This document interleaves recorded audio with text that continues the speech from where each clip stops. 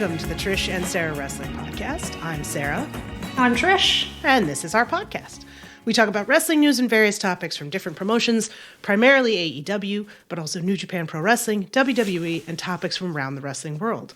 Whatever we find interesting, we hope you will too. We are a member of the Social Suplex Podcast Network, and you can find our content on our podcast feed, the Social Suplex Podcast feed, as well as on Twitter and YouTube. Please feel free to like, subscribe, and rate our podcast. Today is Monday, February 19th, 2024. And we're going to kick off our podcast with a briefer update on the WWE lawsuit and all things WWE right now. We also want to take a quick moment to thank everyone for your feedback and your comments on our last episode. We greatly appreciated it. We're thankful to anybody who listened and took the time to reach out to us. So thank you very much. So we haven't had too many updates on the lawsuit, the WWE Janelle Grant lawsuit itself. The most interesting updates that have come out in the last couple of weeks are essentially about Ashley Massaro, the former WWE wrestler. And these came out through Tim Marchman and Anna Merlin, who are covering the story for Vice. Tim Marchman is familiar with wrestling. He's done some interviews in the last week or so where he has, as a wrestling fan, it's made it a little bit easier for him to challenge this. One of the things he has followed up on is information about Ashley Massaro. And again, we're going to put a trigger warning at the top of this topic. It's, mentions of rape and sexual assault. But Ashley Massaro claimed that she had been sexually assaulted during a WWE tour of Kuwait on a military base in 2006. This claim came out as part of an affidavit that was submitted in a case where ex-WWE wrestlers were suing WWE over CTE risks. The affidavit was made public in 2019 after Massaro's death. The WWE at the time, after the affidavit was made public and the claims about the rape were made public, they denied that anyone high level in WWE had ever heard of this. This was something that they released a statement basically saying that if anybody at WWE knew about this, it would have been immediately reported to military personnel, blah, blah, blah. So Tim Marchman published 2 articles where he essentially was able to get John Laurinaitis to release a statement through his attorneys where he admitted that and I'm going to use alleged in this because obviously this is not a proven case and Ashley Massaro's not here anymore, but, where John Laurinaitis said that this was common knowledge. Ashley Massaro's claims about the rape in 2006 were common knowledge in 2006 in WWE. This contradicted their 2020 statement. And Marchman also was able to find a podcast from last year with an interview from WWE Dr. Ferdinand Rios, where Dr. Rios also indicated that this was common knowledge in WWE. So immediately within 2 brief weeks, Marchman was able to do enough research where he was debunking essentially a WWE statement they made in 2020. And one of the interesting things that got brought up, and I'll sort of do a brief side note on this, is Tim Marchman obviously is asking for people to come forward if they have information. He's asking wrestlers to come forward. But he also said to fans, if you have information or knowledge of interviews or podcast topics like this that you think are relevant, please feel free to reach out and let me know. Which I thought was really interesting because I think a lot of wrestling fans have a deeper knowledge of things that seem obvious to us that are maybe not always obvious to reporters and other folks looking into this. So I just can't get over the part where an actual reporter was able to get information to debunk so much of the bullshit around Ashley Massaro's case. He was able to reach out to NCIS because it turns out that Massaro's medical care that she received where she claimed the rape occurred took place at a naval facility, not an army facility. And so it turns out that NCIS did open an investigation into this rape in 2019. They did close it. He's filed a Freedom of Information Act requesting more information from the Navy about the investigation. Trish, if an actual reporter with resources is able to do this, and I'm sure he put a lot of work into it, I'm not trying to downplay that at all, but relatively quickly, it kind of says not particularly complimentary things about the way a lot of this stuff in wrestling has been covered. It's been kind of that way for a long period of time. People treat wrestling as still kind of this circus sideshow. They don't look at it as a serious business, even though, WWE have been a publicly traded company for how long now? Over 20 years? 25, almost 25. Yeah, so TKO are also a public traded company. And we've seen this similar with TKO, with the thing with Dana White slapping his wife. Right. Got very little coverage after that initial. They are also very good at kind of shutting things down, TKO. And there seems to be this very much this attitude of, we can't hear anything, we are not going to comment on anything, we are not going to say anything about anything, when it's quite clear, looking at the information on the Ashley Massaro case, that there was public knowledge amongst the leadership in WWE. And this is another example of, we're going to protect the business because we're going to protect our relationship with the military. And, the attitude towards victims in this industry. And there's going to be further on that tonight. Lee Cole, the brother of Tom Cole, who was a former ring boy, is interviewing another former ring boy around his experiences. So when we talked last time about culture, what Tim Marchman is doing is exposing kind of the cover-up culture of these sort of things in WWE pretty quickly and pretty effectively, which I don't know if it says much about kind of their kind of blasé attitude to things, or the things they thought nobody would look into. I'm not sure which side that is, really. It's, the other article that Tim Marchman, published was essentially about a statement that Ashley Massaro made to her attorneys as part of this 2018 case about CTE. The attorneys did not end up including it as part of the original lawsuit, and that lawsuit was dismissed, I should say, because they felt that it didn't have any relevance to the CTE part of the lawsuit. But the statement was about the culture in WWE, how she herself felt that she'd been on the receiving end of extremely aggressive advances from Vince McMahon that she didn't want. She claimed in the statement that she'd seen Vince McMahon making out, quote, was her quote, with other women wrestlers in the locker room, that when she rejected Vince McMahon's request for her to come up to his hotel room, for her to travel on private jets with him, he essentially punished her by, creating promos and dialogue for her that were just sort of really, really bad and outrageous, to the point where she claimed in the statement that she showed the promos to Michael B. Hayes, who's still a WWE employee, still works at a high level in WWE, and he said, "Those are the breaks, kid. You said no to him and you're going to get buried." Which, one of the things I think I found so frustrating about some of the responses from people about this is it's like, oh, well, he got his girlfriend a job. A lot of people want to say, like, Vince just got his girlfriend a job.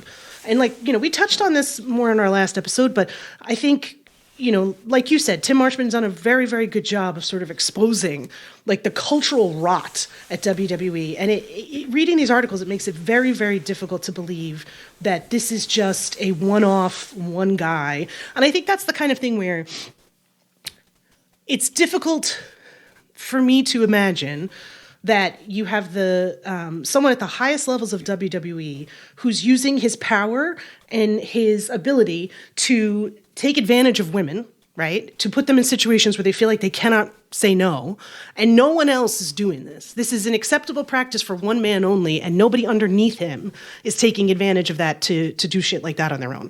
I think we've seen that culture doesn't, in corporations and places like that, that would be kind of unusual, I guess it would be. Mm-hmm. We've seen enough examples across the rest of the industry to say that culture has bled, and mainly, because of the kayfabe, protect the business, whatever you want to call it. Yep. That culture has bled into pretty much every company that we've had in history at one time or another. Maybe not in terms of sexual assault, but definitely in terms of power plays. So it's not untoward to think that there may be, and that's a point that he made quite well. So yes, I think there's a tendency with wrestling to be kind of protective of it, and to think that we know who some of these people are and who they, what they're capable of, and to think that they're not capable of. But then somebody comes in from the outside and he says, well, if we have this culture, then everybody is potentially capable of these things. Right. And that was something he identified quite quickly, and that was kind of the opposite of what we've seen from a lot of kind of wrestling media who really want to kind of pull their hands away from the fire, so to speak, and not get involved, or just say, I'm assisting with other people, but the media kind of drives coverage, I think, to me.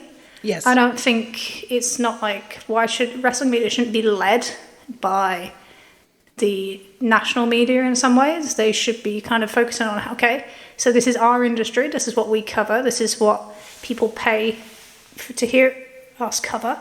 How are we going to make it better, rather than saying, this could do significant damage to the industry, so maybe we'll just kind of pull away so we're not associated with that. I don't, is it cowardly or is it self-preservation? What would you call it?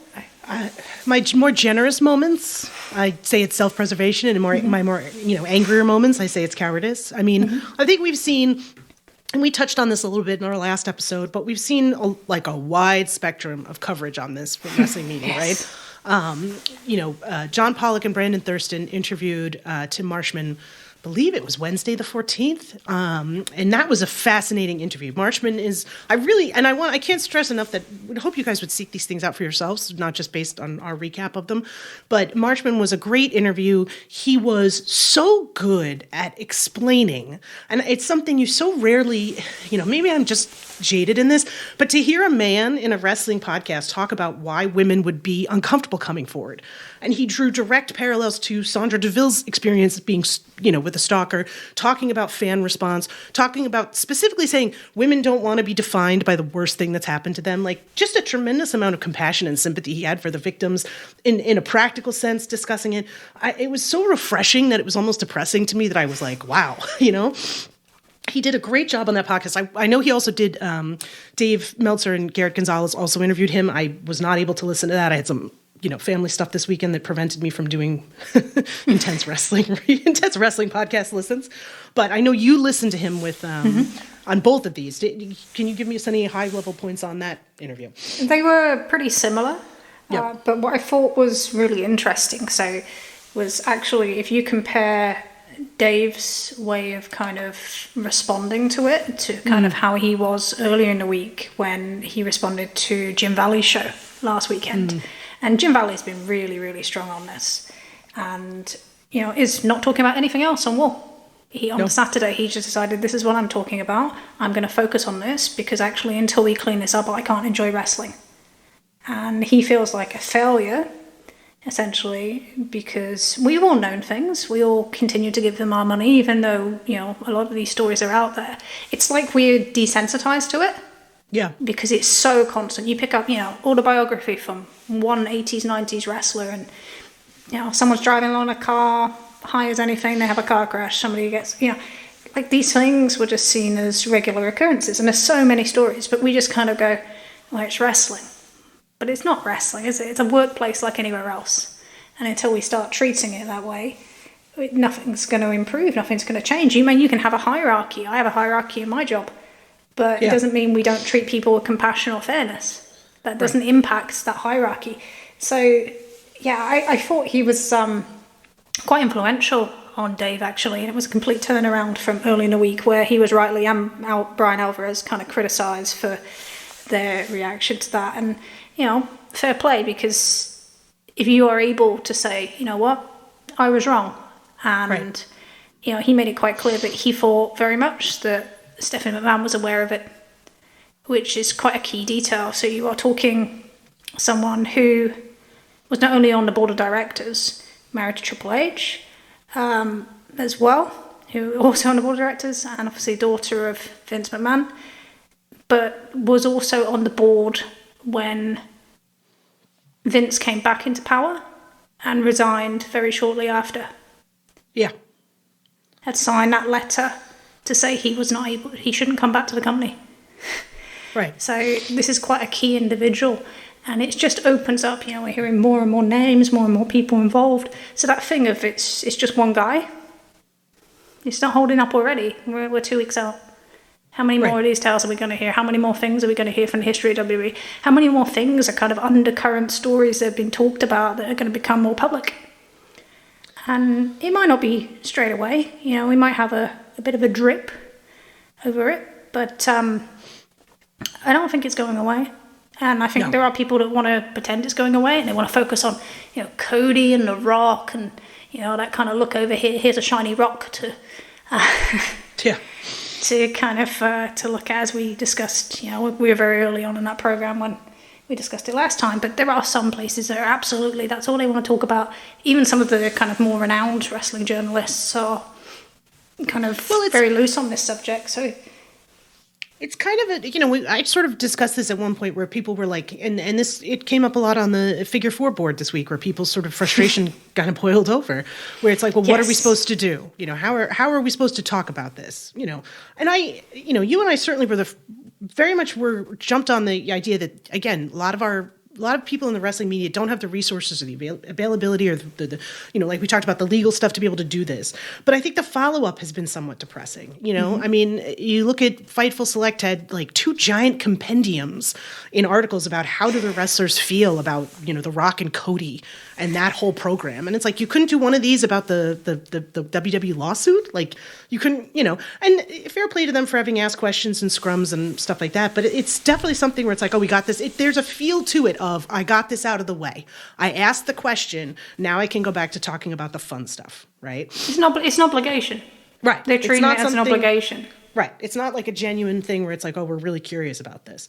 And I think the difficulty in covering this is something that, we don't want to downplay, right? And I think Jesse Collins had a great episode of the Gentleman's Wrestling podcast where he talked to Trevor Dame, and one of the things they talked about was how to cover this, how to prevent it from being something that just fatigues people, how to bring up questions, and it was a really, again, I strongly recommend give it a listen, because it was a really interesting look into what should be asked, like what kinds of questions should be asked, and how difficult is it when you have these opportunities in press scrums and there are no follow-up questions to stuff when Triple H says, well, I didn't read the lawsuit, right? There were no follow-up questions of how are you protecting, your women wrestlers. That's another one that has made me a little bit nuts, right? Like that's an easy layup question. And there's like a dozen of these different avenues that you can fall down, and it doesn't have to be like legal questions. It's like, okay, well, you clearly want to say that the bad man is gone. We had a culture change. Okay. Can you follow up on that at all? Like, what exactly changed in the culture? What's different, right? How are things different now than they were 4 years ago when Vince McMahon was there? Like, if that's not something that folks can answer quickly, then that doesn't say that suggests that maybe there hasn't been a culture change. And again, one of the things that Tim Marchman has done very succinctly has laid out why you cannot trust WWE, and I think by extension now TKO, when they say that they've done these things. Right? Because they were very quick to say that they had no idea that Ashley Massaro said she'd been raped in Kuwait, and that clearly was like folded like a cheap house of cards, like folded like a crumpled piece of paper the second anybody put any attention or effort into debunking that. It's funny because we say about follow-up, but it's been kind of, it's I don't know what word I want to pick for that is, but WWE themselves have had no follow-up at all to these. None. To these allegations or to the lawsuit. There's been no denial. There's been no follow-up other than from them questions at the press conference. In fact, we changed the press conference to a WrestleMania kickoff show, which had 200 press in Las Vegas with, I think they said, a crowd of 3,400, which they got very excited about, because I'm sure, when they booked The Rock in T-Mobile Arena, they expected 3,400. I know. But that suddenly smoothly changed across to, oh, now this is a kickoff event, and actually you're just doing press interviews, like the same kind of talent interviews that you saw during the Rumble. Soft questions, that sort of thing. Right. Absolutely no benefit really whatsoever. You can say Seth Rollins got asked, and he literally just said, yeah, it's disgusting, and he pretty much said what needed to be said. But that's a talent. And that's not going to answer any of these questions. Right. It's a top talent, somebody that is relied upon by the company. Their experience is going to be very, very different. And it's even more ironic that not only is Triple H not answering any questions on this, or Dwayne Johnson, who is now on the TKO board, or Nick Khan, who just seems to go missing unless he appears in some sort of influencer photo every 3-4 weeks. None of them are talking, and yet 2 of them are all over social media and WWE television doing a follow-up to their meta mess of an angle. So we now put Triple H at this period of time when he was on the board, when different ones are kind of different things here.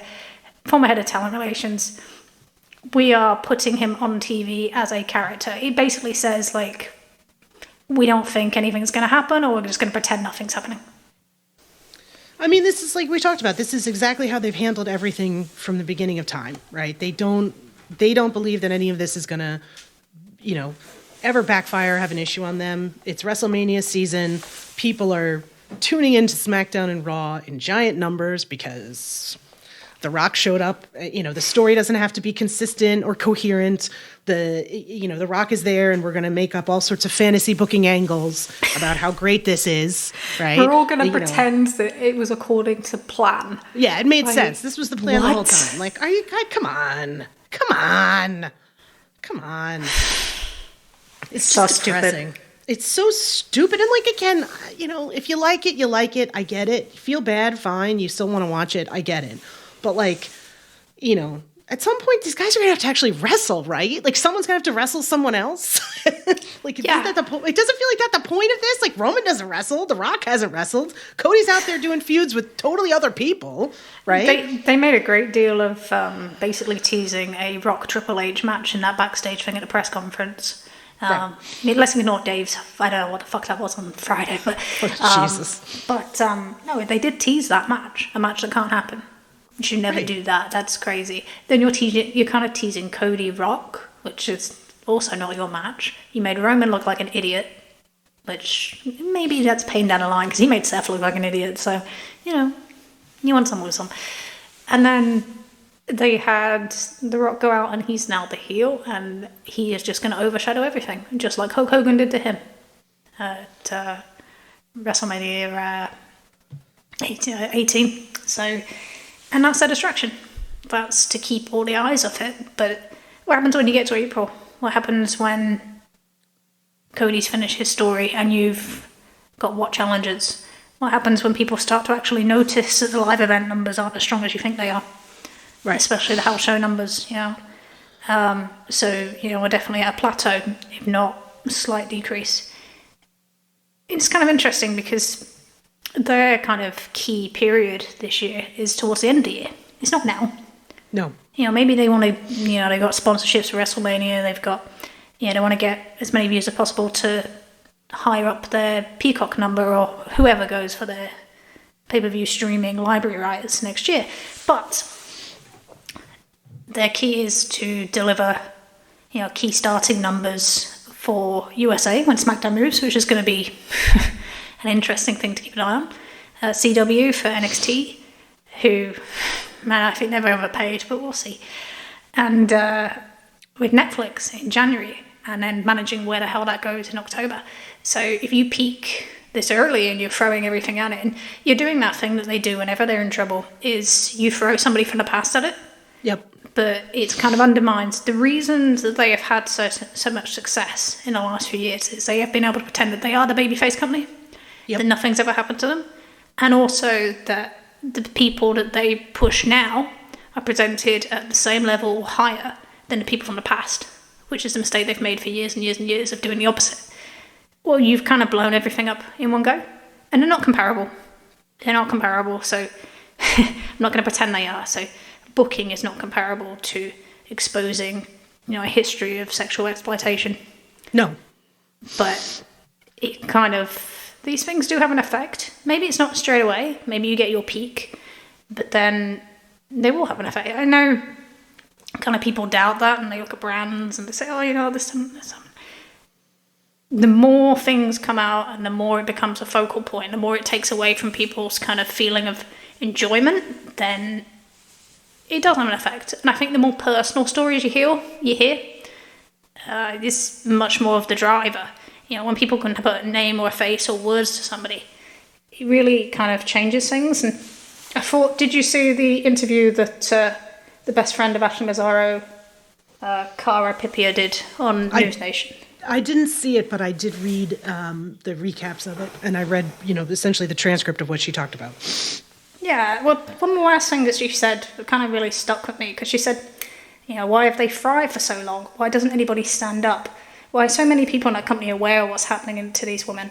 Women who could sit commit suicide year after year, nobody stands up and says anything. No one tries to protect these young women. Why? Because it's not just Vince, it's the whole freaking company. And then she was asked straight afterwards, do you think this situation, QA, and then the other things with Vince contributed to Ashley's death? And she said, 99%, absolutely. And that's the thing, what more consequences do you need? Yeah. We're talking about someone that can't put their own words in front of us now outside of the affidavit because she's no longer with us because of the things that happened to her. Yeah. According to belief of her friends. What more do you need? What is the respect for human life? Where is the line here? Maybe that's the thing that makes me depressed. I think people are numb in general to this thing. I don't think it helps. Or maybe it does, Is he going to get wrapped in with Donald Trump this year? Is that going to be a thing? Are people going to look into him more because of his association with that family with Trump? Is that going to protect them? I don't know. It's just... Maybe I'm slightly more negative around kind of the follow-up than I was kind of optimist previously. But I do think it we kind of come out on the wash and end, but it's just going to be kind of frustrating watching everything else in the meantime. I think it's like anything else. I think, there are going to be ups and downs, right? And we've seen that even this week, as you said, Dave Meltzer and the way he chose to cover this changed during a fairly brief window. And I think that's one of those things where, like I said, when you talk about like compassion and understanding, people are human beings, right? And some people are asshole human beings and some people are, wonderful, amazing human beings. And a lot of people are just like the rest of us that are just trying to do their best and struggle and get through the day. And sometimes you have the mental energy and the ability to do your best on stuff like this. And sometimes you want to go home and you want to have a drink and you want to go to bed. It's been a long day. So sure. I think that's something that, I'd like to be optimistic and think that this time it's different, that this time it's, a little bit more horrific and a little bit more terrible, and people are willing to take a look at it and say, hey, this isn't okay. And like we talked about last time, the wheels of justice are going to move very slowly. And it was reassuring to me to see Tim Marchman was very, very clear that he felt like this was not going to be a story that disappeared. There was going to be more about this that came out, that this was, this was going to be a criminal case, was, sort of seemed to be the subtext of a lot of what he was saying, which definitely made me feel a lot better. But I get it, there's ups and downs, and sometimes it just becomes a little bit too much, right? It's just a little bit too much some days where you're like, oh, I don't want to have another fight with someone. I don't want to get into another argument with someone who's refusing to, even listen or read the basic facts, right? Or to Occam's razor. And if it was annoying when it was stupid stuff like, CM Punk and backstage arguments, it's even worse when it's discussions about sexual assault and, the overall shitty way women are treated in the industry, and in society sometimes, right? Sure. So, but listen, I think we just have to be optimistic, hope for the best, and continue to push to tell people, hey, stop that. Stop talking about that like that. Pay attention. No. Which isn't always fun. Oh, and, fair play to Post for really leading the coverage, driving that media coverage of this. Fantastic. Consistently and leading their shows with it. And I think we'll probably do exactly the same for the foreseeable future as well. It's not something we're just going to hide behind so we can just talk about fun things in wrestling, because these are fundamental changes that have been needed for such a long period of time. Wrestling needs to catch up with the rest of the world. Yeah. And it's, it's impacted everything that WWE is doing right now. Like, if you're capable of looking at the product and not being able to think about this stuff, then that's fine, right? But that's not something I'm capable of doing. I don't think it's something you're capable of doing. And like I said, we'll see, right? We'll see. Mm-hmm. It's disheartening right now to see as we head towards WrestleMania and everyone's going absolutely berserk for this angle. But like you pointed out, WrestleMania is going to end and somebody's going to have to sell house show tickets. And it's not going to be Roman and it's not going to be The Rock, and, where are they going to be after they have essentially told you that the guys who are there every week are sort of worthless, right? Say Cody does actually beat Roman Reigns. Who's he going to face? Who's he feuding with? It's I think, we're going to transition a little bit into sort of our next topic. But one of the things that's sort of fascinating is that Cody was the person who kicked off the big resurgence in WWE's creative, like their big renewal period came with the introduction of Cody Rhodes, right? That was a free agent signing that they went out and made happen. And, WWE has made it very clear that they're just not either interested or willing to do anything that they need to get free agents. They haven't scored on a single person since then. And again, Jade Cargill is the exception to that, I think we could argue, but everybody else, it doesn't even seem like they've made an effort. And the biggest one, obviously, that we're going to discuss is Okada, which is kind of where we're going to transition to our next topic, because it's pretty clear that Kazuchika Okada is signed with AEW, or is about to sign with AEW, and will be debuting there relatively shortly. So, does WWE not think they need to bring new people in? Do they look at their roster and think, hey, it's not going to be a problem, we have Braun Breaker on deck, We've got Tony D. Stacks is ready to come up. You're going to start giving me names. I have no idea who they are in a minute. Alba Fire. That's a woman. I don't know who half these NXT people are. What? What are these stupid names? But do your average WWE fan, do they know who these people are? And are they going to be excited to see these people wrestle? And are these going to be the leaders? What has the WWE produced from the Performance Center? I think you could argue that Bianca Belair has been the most successful, right? Who's come from the Performance Center that's been a real big difference maker for them? It's just the women. Yeah. Right. It's just the women. Yep. Right. They haven't produced a dude, and all the dudes don't seem to want to stick around. They're all headed out elsewhere. The thing around that is, so TKO are quite known for doing this with UFC. Yes. So they pick up free agents at low price, or they pick up the people they want, but then when they don't want you or they don't think you're a value, they will just dispose of you. And it doesn't matter how long you've been there, it doesn't matter what you've achieved, that's just what they do. And to me, I thought about this quite a lot, and I spoke to a couple of people about it, and I think that this is pretty representative of what they will do unless they think you can have a guaranteed value. So Cody had a value. I know this is before TKO. But he had a value. He had his TV numbers behind him. They knew what they were getting. Yeah. And when that worked, then that kind of opened them up to thinking more around kind of, we just take, top guys from AEW. And I know that Dave Meltzer wrote in The Observer about, morale in AEW and the possibility of, people not being happy. And I know that kind of sparked a bit of annoyance. I don't know. Maybe we'll call it something else, but we'll say annoyance. But they are very top heavy at the moment. So yes. They have a number of top acts. They do not have anything underneath practically. I think that's pretty safe to say, especially on the male side. They know full well that they've probably got enough for 2 or 3 years, maybe. We'll see. That's something that's maybe a question. But if they do have enough for 2 to 3 years, that will then put them in kind of line with a lot of people that signed with AEW who have earned big money. And the reality is Dave is probably right. He's probably way ahead. He's doing what I do, thinking 3 years ahead. But not everybody will be a star. Not everybody can be the star. Not everybody can be the guy. And people do want that. They do want to have things centered around them. And, AEW was built on people like that were kind of pushed to one side in WWE and were never seen to be, one of those top players. Jon Moxley, Chris Jericho, Bryan Danielson. So you will get people going the other way, I think, at some point. And it's just kind of a reality. But for the meantime, I don't think if they think, and it's not that they didn't try and make a play for him because they did the whole Nakamura push. Right. Which is kind of funny when you think about it, like chaos bits and stuff. But I think it seems kind of it's pretty well said that Okada was kind of always going to AEW. I don't think they really had a serious kind of look at him from his side.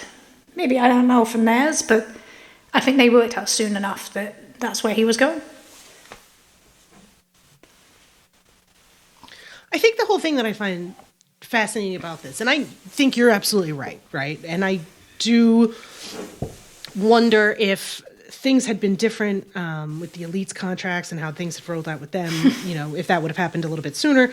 But I do think there was a valid and understandable concern that at some point, AEW wrestlers are going to look at Cody's experience or whatever and say, hey, it's been good for him. There's a hole over there. I'm not getting the spots I want here. And I think, like you said, Dave's concern is valid. I do think it is always funny when Dave is like, things are really good in AEW. Here's how it's going to go badly. Because it's like, Jesus Christ.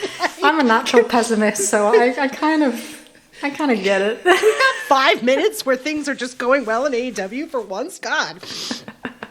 So that's like a valid fair. And I think if you tend to look at wrestling in terms of upturns and downturns in like a 3 to 5 year cycle, which probably matches up with a lot of your contracts, right? I think what will happen is, regardless of what wrestler decides that they're going to go to WWE, the narrative will be, oh my God, AEW wasted them. WWE is going to do an amazing job, regardless of how they've been used, the quality of their pushes, whether they end up an actual big star. I mean, we've seen what the dialogue was about Jade Cargill, and she's effectively just come out of vehicles, right? She hasn't actually done anything yet.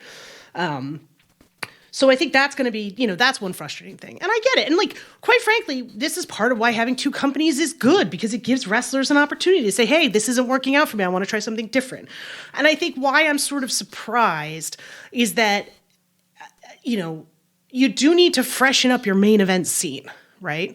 And there's downsides to that, and I think we're going to talk about that. I don't think that I'm particularly, I'm not necessarily sold on the idea that Okada's going to be this incredible difference maker for them, or that even, quite frankly, Ospreay's going to be a huge difference maker for them. I think that's very much to be determined. But at the very least, it's going to freshen up an upper card, right, that has been, at times, a little bit stagnant.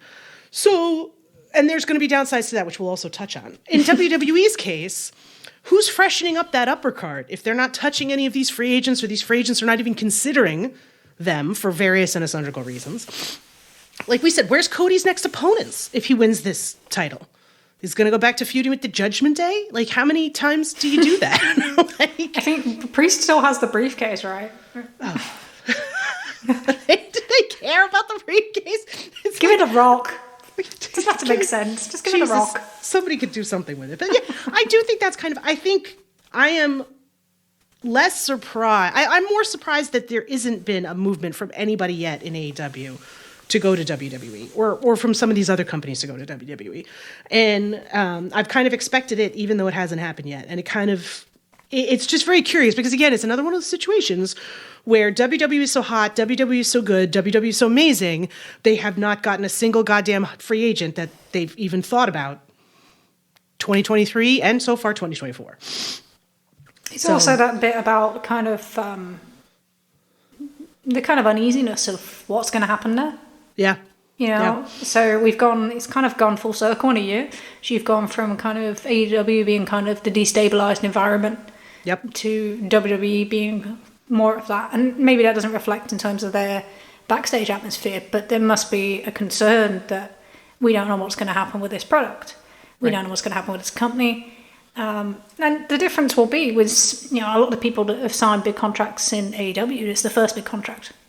So it's very much easier, as Dean Ambrose, John Moxley showed, when you've got millions of dollars in the bank to make that decision, than when you don't.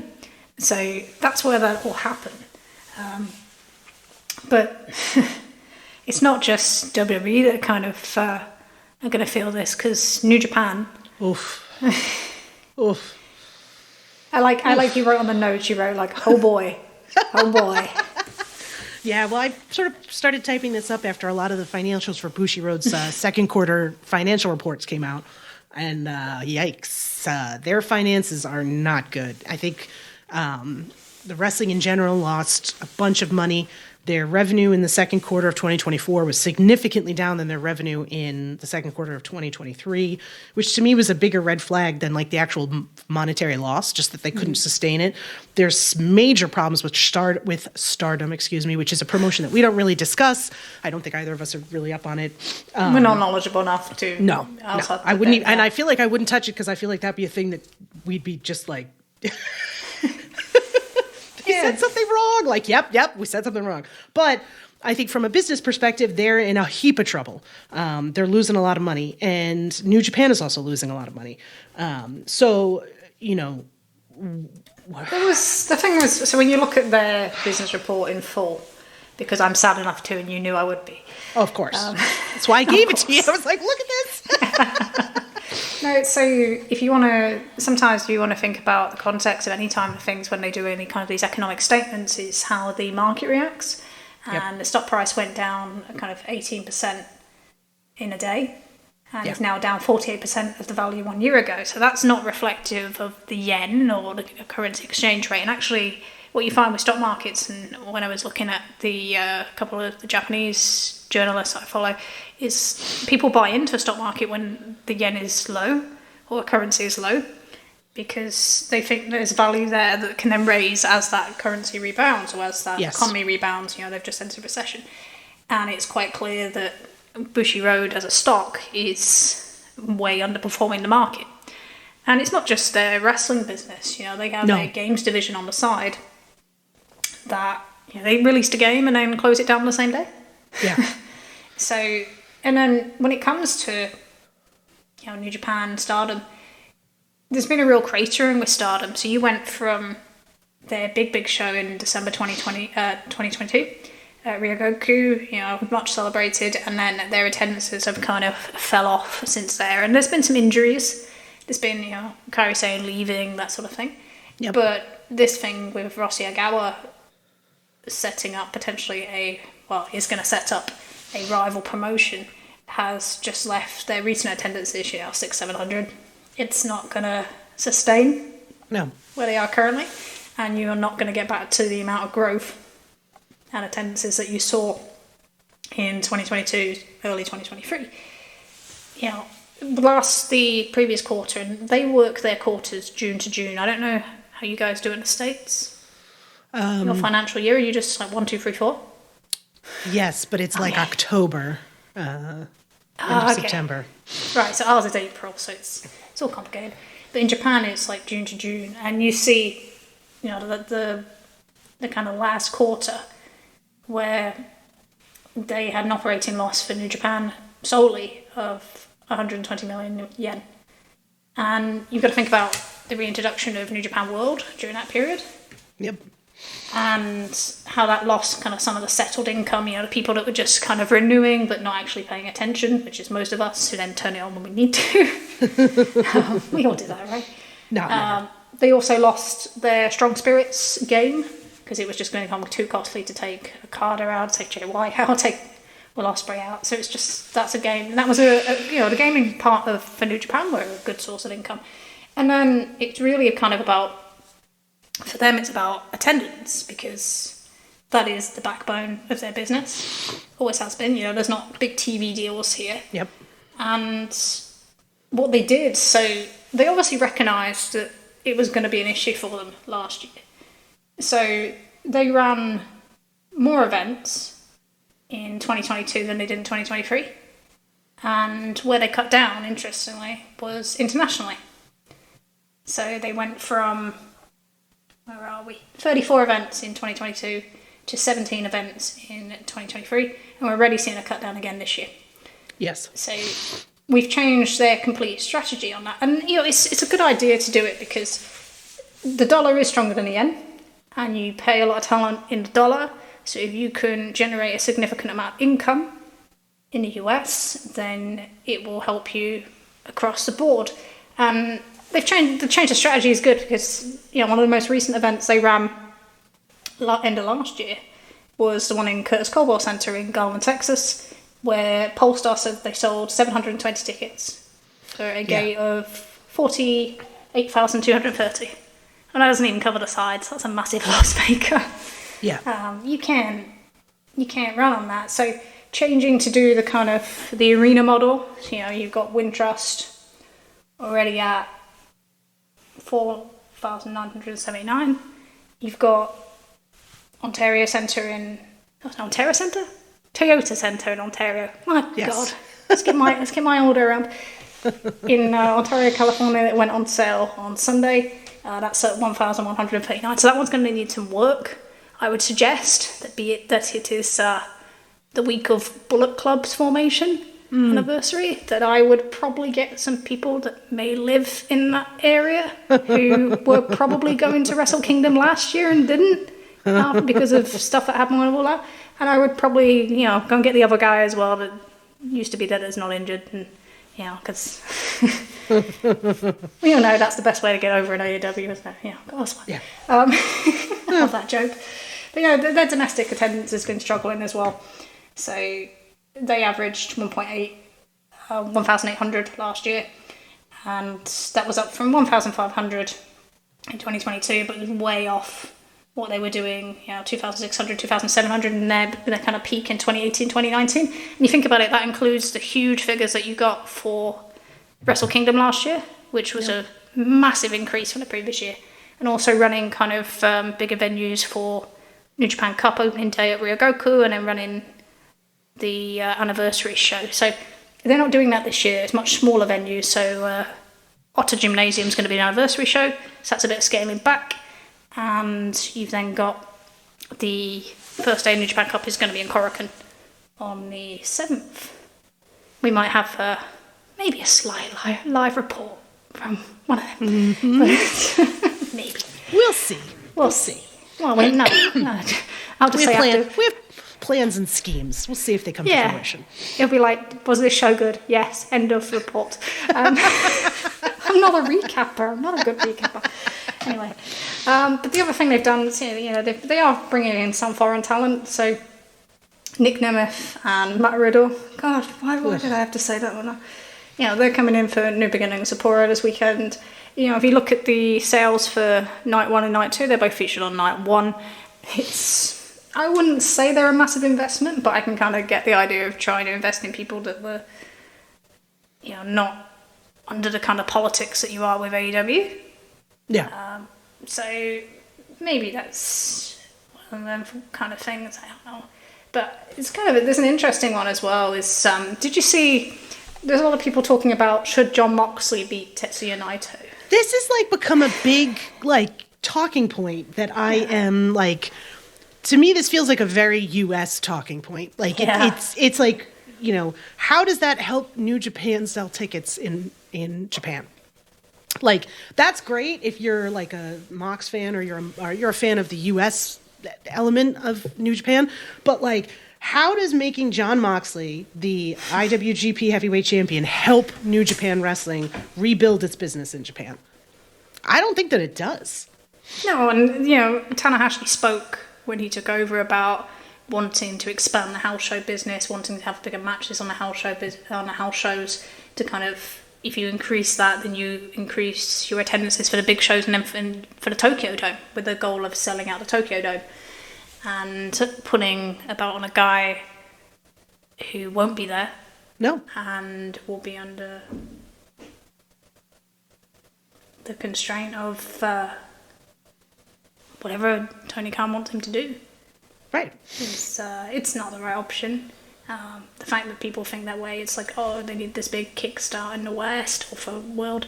No, they need to focus on their own people. They need to focus on the people they've got coming up. With Tetsuya Naito, you need to do that Hiromu match. Hiromu, stop fucking around with Dookie. Yeah. Stop. What are you doing? It's gotta stop. You've got Yoda Tsuji, Shota Umino, and then Zack Sabre Jr. This has to be the year for Zack as well. He's committed to New Japan, so you've got to run with him. This seems to be the other piece of this, right? Is New Japan needs to they need to focus on their internal business. They need to focus on their Japan business, right? They need to, as you said, maybe be a little bit more strategic in how they handle their U.S. side, which I think we can see that they've already sort of done. But,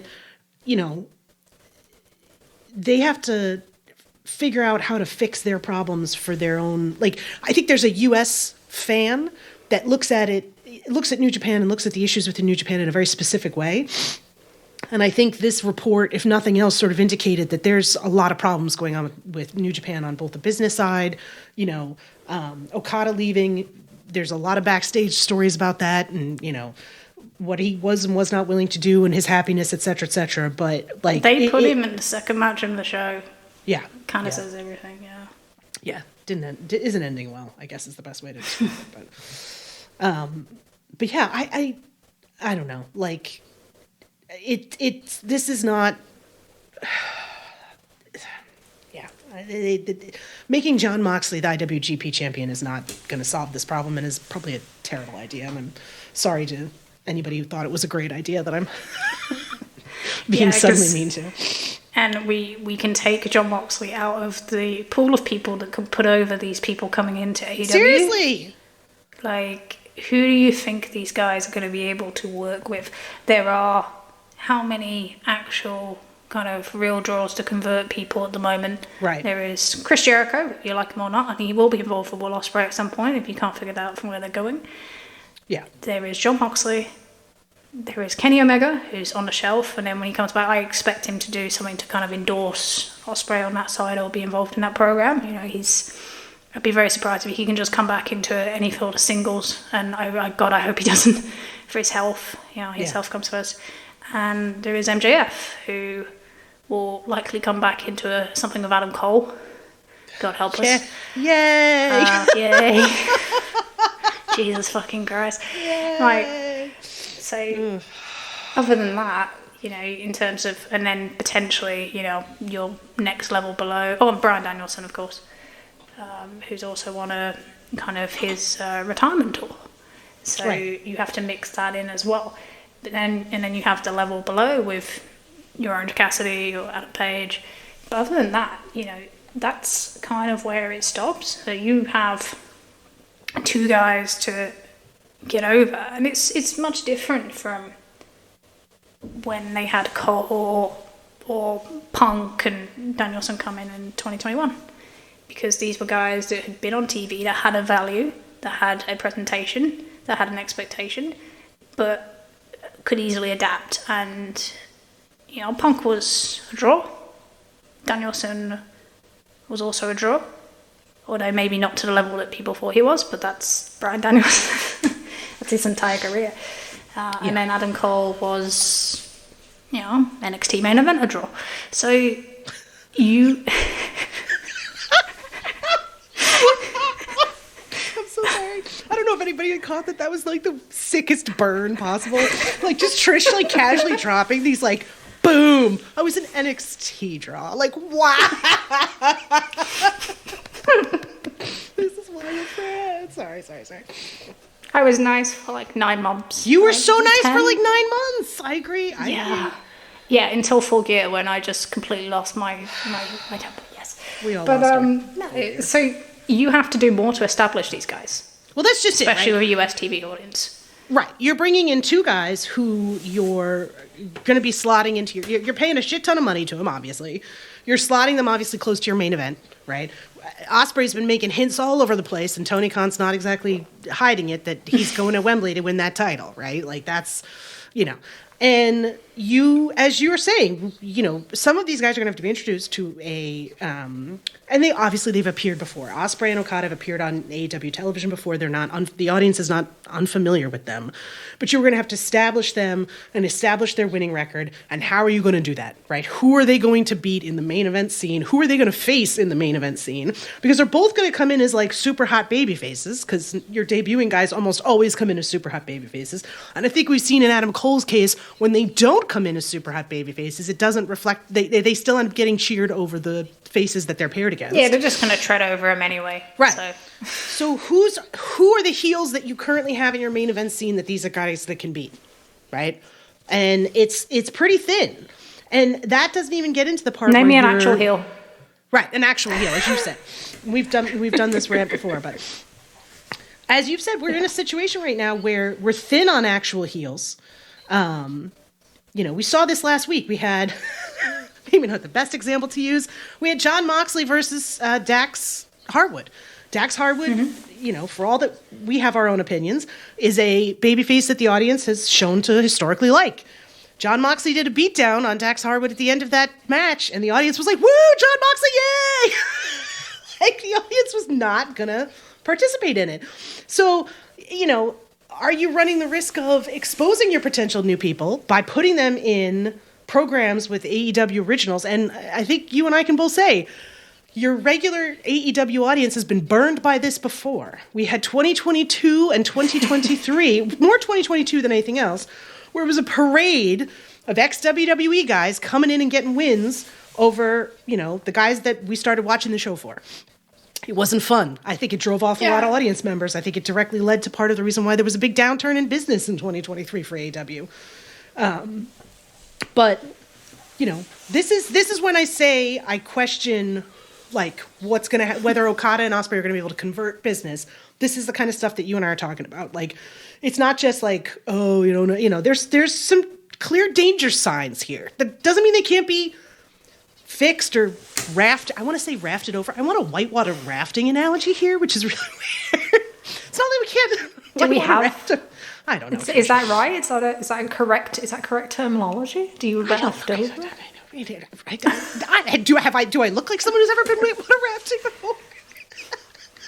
I have, but I don't know nothing. I feel like I've seen it in a commercial. Whatever. There's still problems. Go outdoors. Yeah. We're still going to see how this plays out.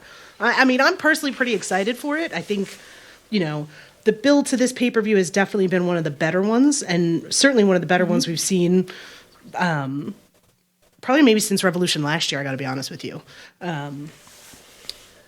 I think. But the thing about, people think that you can just convert somebody straight over. They think that there can be a draw straight out the gate.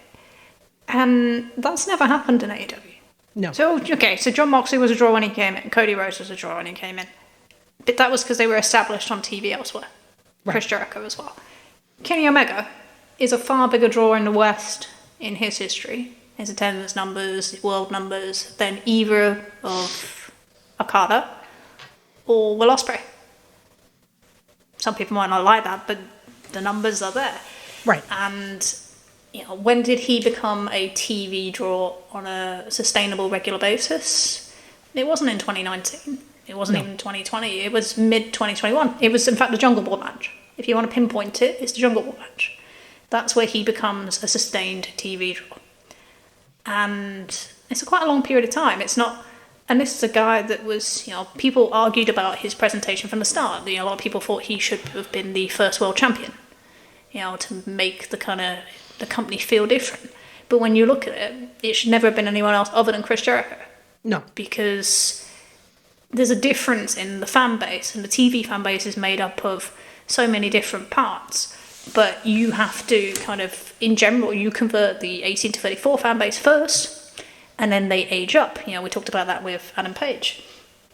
Finally getting into that position himself. It's been 5 years. And he had, the biggest program TV rating-wise in the history of the company.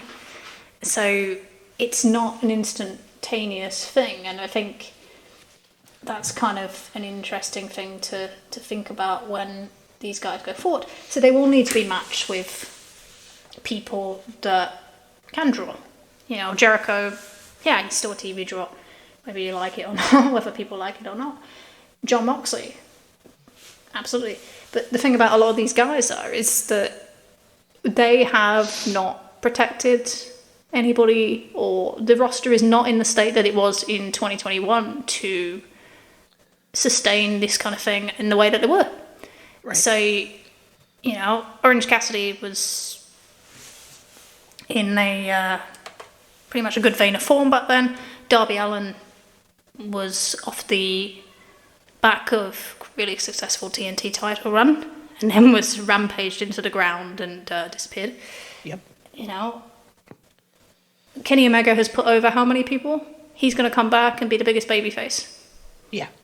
You've got to compete with that. MJF is going to come back and he's going to want his influence. He's going to want his bits and pieces. Yep. You've got to compete with that.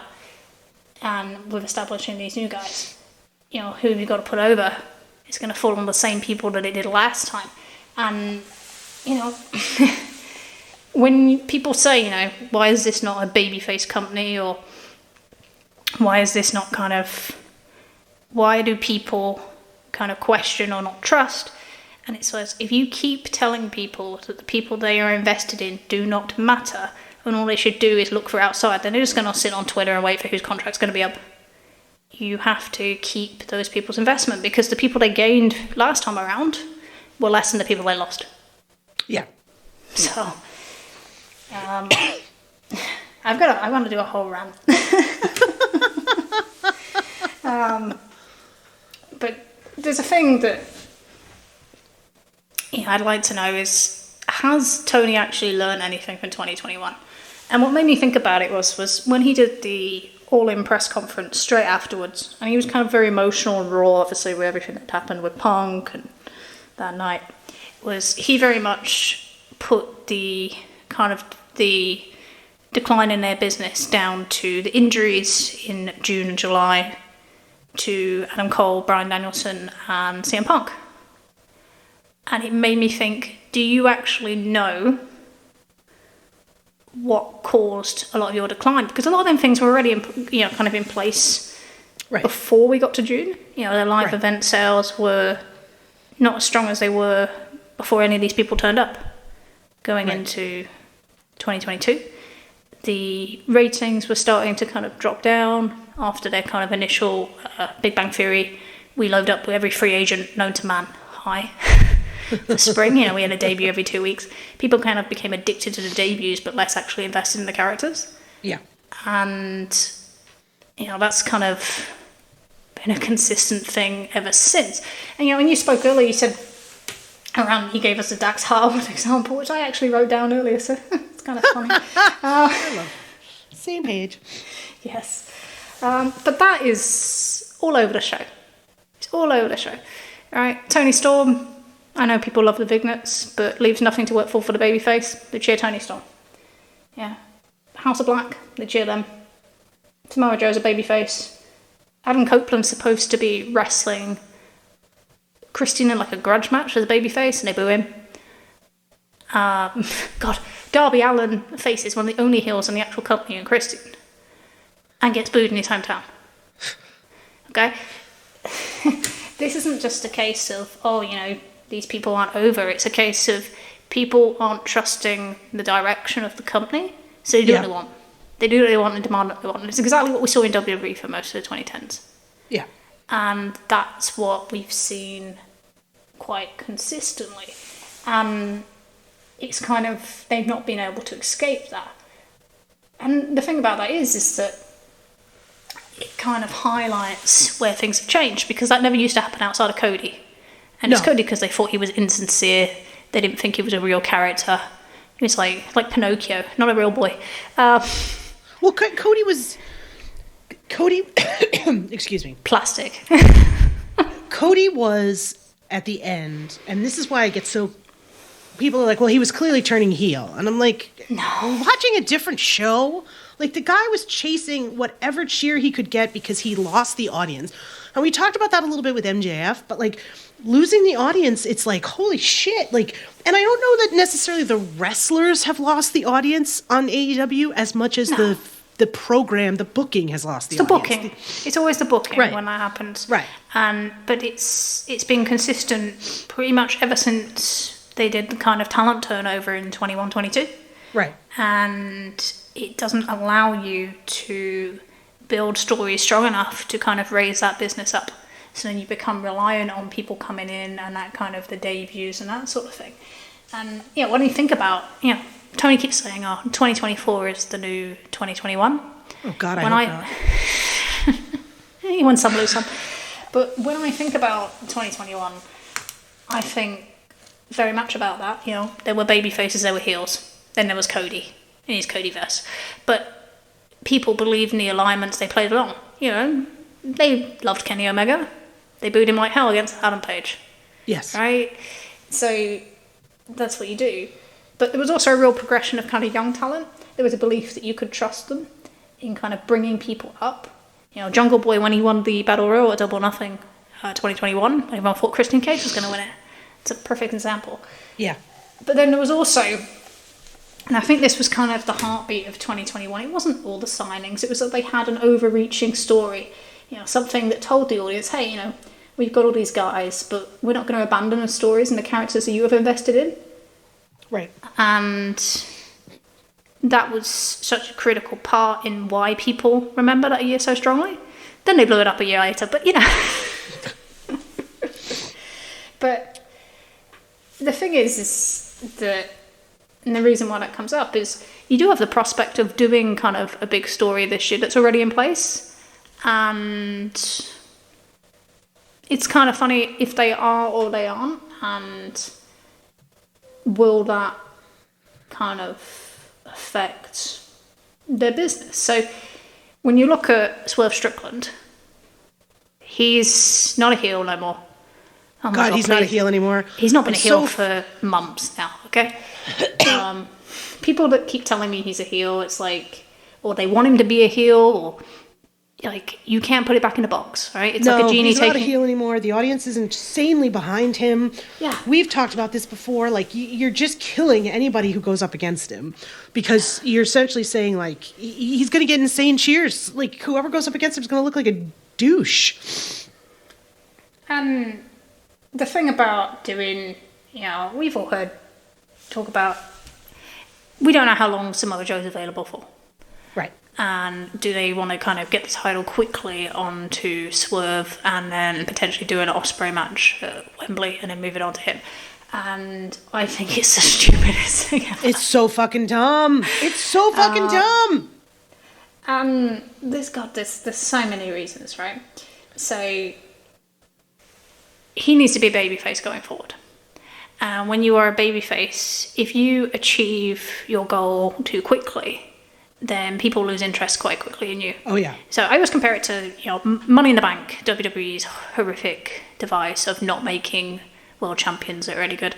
So you could like Dean Ambrose, Dolph Ziggler, they win it 3 weeks later, nobody cares because you haven't had anybody invest in them.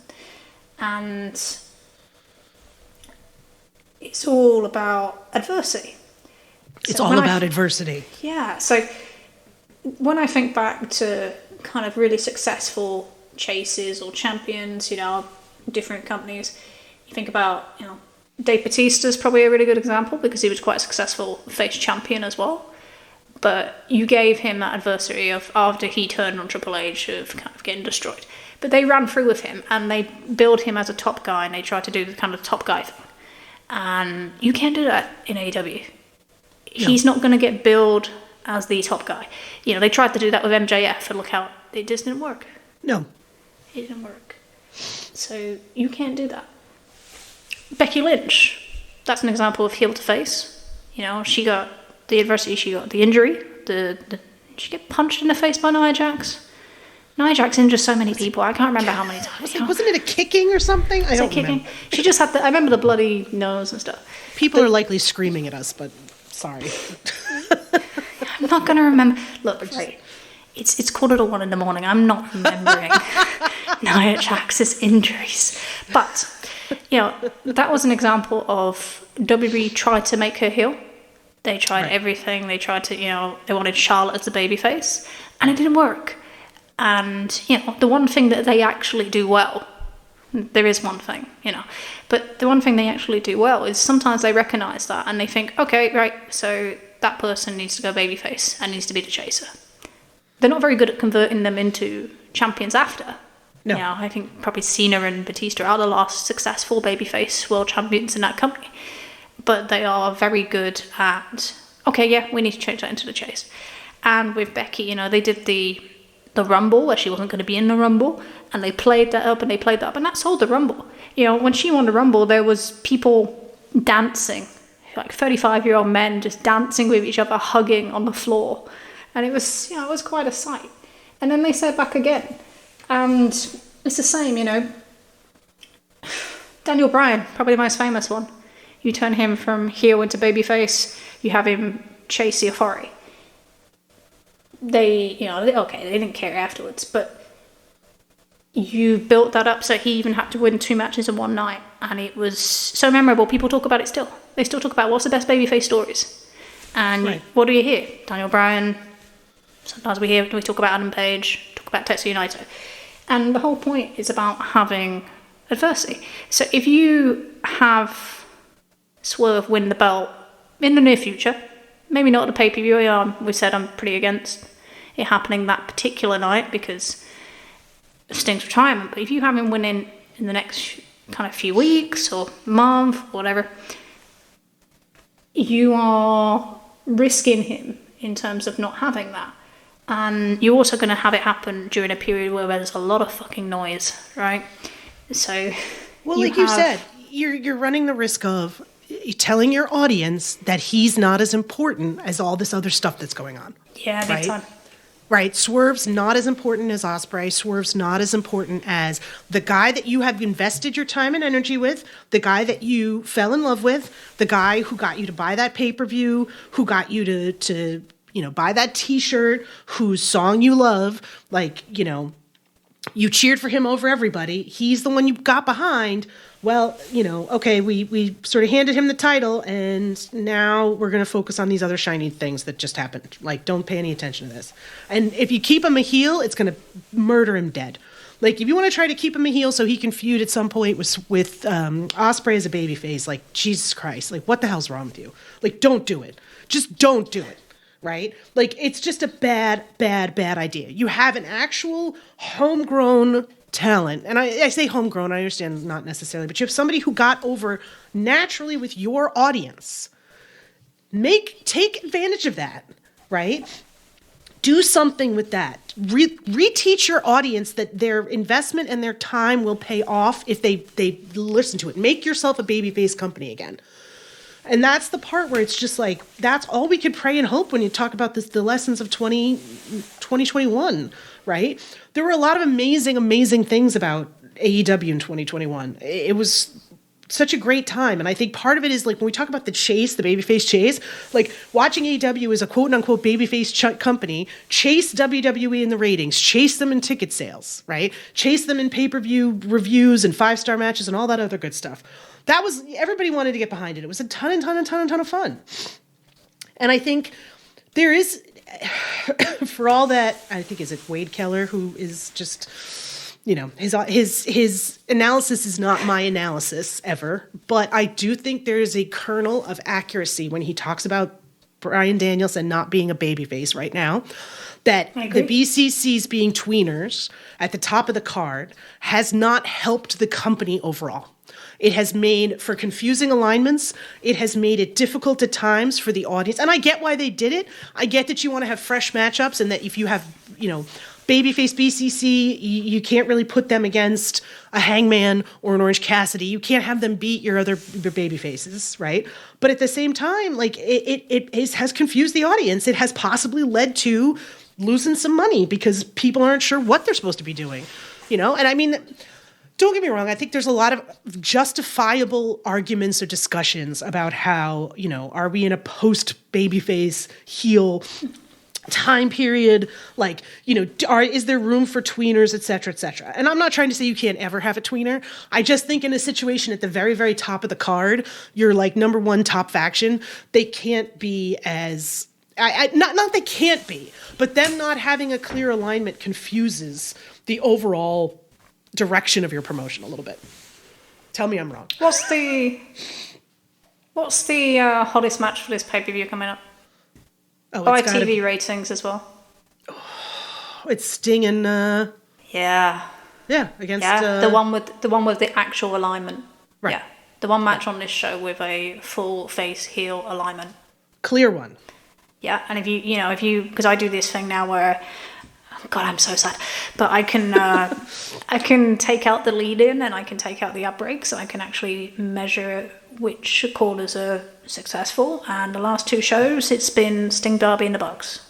Right. So that is the hottest thing. And I've listened to quite a lot of the discussions. I listened to kind of the face and heel stuff, and it's particularly we'll talk a little about Hangman and Swerve and how that's developed, because I know a lot of people are kind of interested in why is he the face now, and I think we can kind of pinpoint that. But I listened to a discussion on Tunnel Talk last week, and in the Discord, the Social Suplex Discord, about it. And what I think is that as much as people think we're in a kind of post-babyface era, we're absolutely not. Right. And a lot of people talk about New Japan. So New Japan has a different setup, a different context in that, how many individual feuds do you get in New Japan that don't involve a belt? Practically none. Yeah. You don't, because it's all about competition, it's all about winning these kind of titles and getting to a level.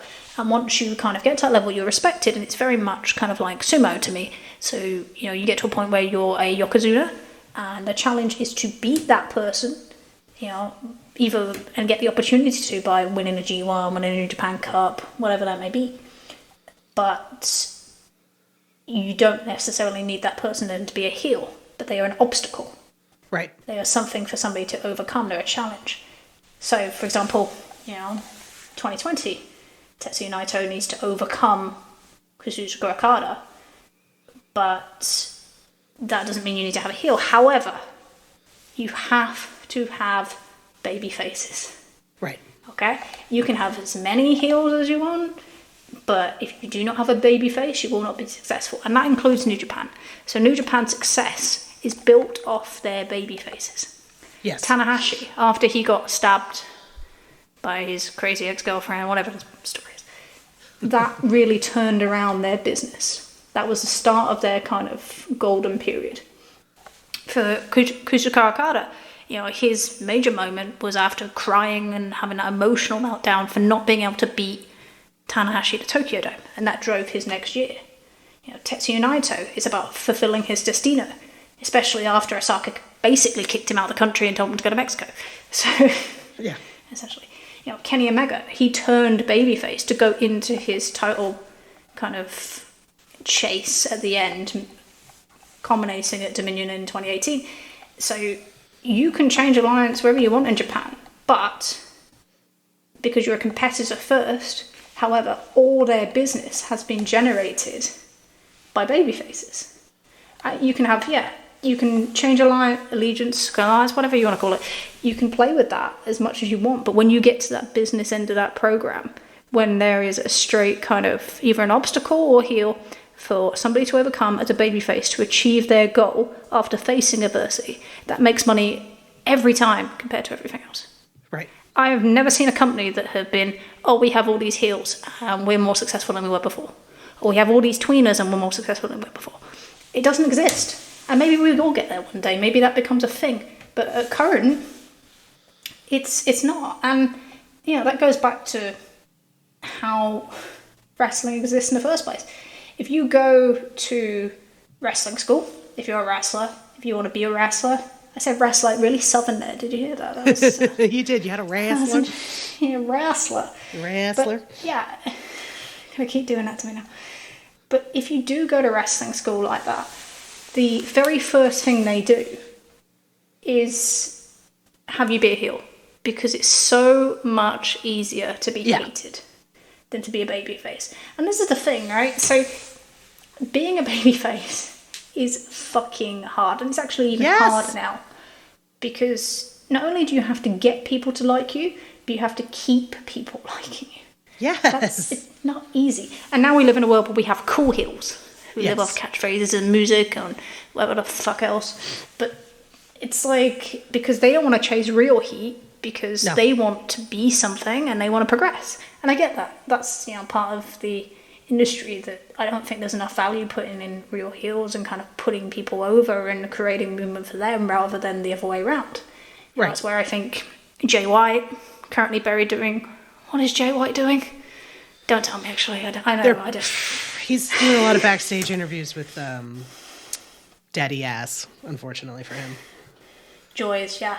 But, I'll do my daddy ass rant one day will come, but maybe not today, but at some point there will be a daddy ass rant from me.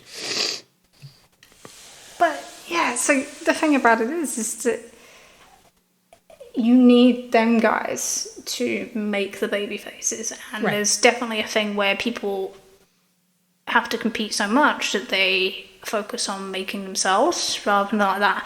And I understand that, because when you have especially a roster like that where it looks like it does, you're going to do that, and the booking, there isn't the trust in the booking to persuade people otherwise. Right. But if you give someone as a babyface champion and you don't support them, they will create. And we've seen that. We've seen both examples. We've seen someone push like John Cena, and we've seen someone kind of made into a transitional champion. Right. And that's probably my biggest fear, is that you then turn him into a transitional champion for Will Ospreay. And people say, 5 months, 6 months, it's a good period of time. Well, you can have great matches in that time. Well, ask Adam Page how that went. He had the best title reign in terms of matches in their history. Never became relevant in that regard. So The second that Ospreay starts going for the title, or even hints that he goes for the title, right? All the focus comes off of Swerve. If you're doing Swerve heel, Ospreay babyface chase, all the focus comes off of Swerve. Swerve is pushed essentially aside as a heel while we wait for Ospreay. And again, the focus and the onus and the action is on Ospreay. Ospreay's the one making choices. Ospreay's the one doing things, right? This is why if you want to cement Swerve as a top guy, he doesn't win at Revolution. Either you keep it with Samoa Joe, or you, quite frankly, and probably what you should do is put it back on Hangman, because he can have a transitional reign, because he was your champion before. Do a double heel turn and make Swerve chase his ass. And that would actually be, from a character perspective, works with what you've done. For both characters, you cement the heel turn. You don't worry about your alignments anymore. Hangman gets a fresh set of face opponents that he hasn't worked with before, or has worked with sparingly. Okay? There's some interesting new matchups there. You get a new element to the character, and you get some adversity for Swerve that he can then chase and go all the way, right? Ospreay does not need to worry about doing this right now. He can be fine and wait. He can have an incredible match at Wembley that does not need to be for the title, right? It seems extremely simple to me, and I get that that's probably the danger, right? Because you have egos and contracts and promises and all this other stuff that you've done. But at the end of the day, you got to do what's best for your company. And this, to me, seems like the one thing that would get probably the audience more excited than anything else, right? They're invested in it. Look how many extra buys it added to Full Gear after they did that match. Right. People looked at the rating last week and said, that's not great. But there was a lot of kind of outside factors, network premieres, leader, not great. What happened with every show this week? It went up. Right. So it's connecting. And the thing about Swerve is that, and the reason why he's connected as a babyface is he's accessible. He does media. Yep. They associate with him. They associate with his goal. And they invest in that, which is always the most important thing. With a babyface. He has a direct line to the fan base. He's engaged on social media, not just in press media. No. And they think he's cool, right? He is cool.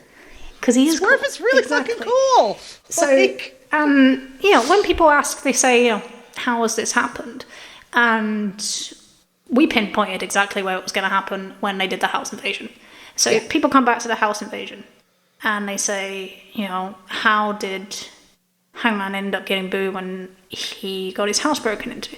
And the thing is the follow-up was so weak that you never got to feel that you needed to side with Page on that.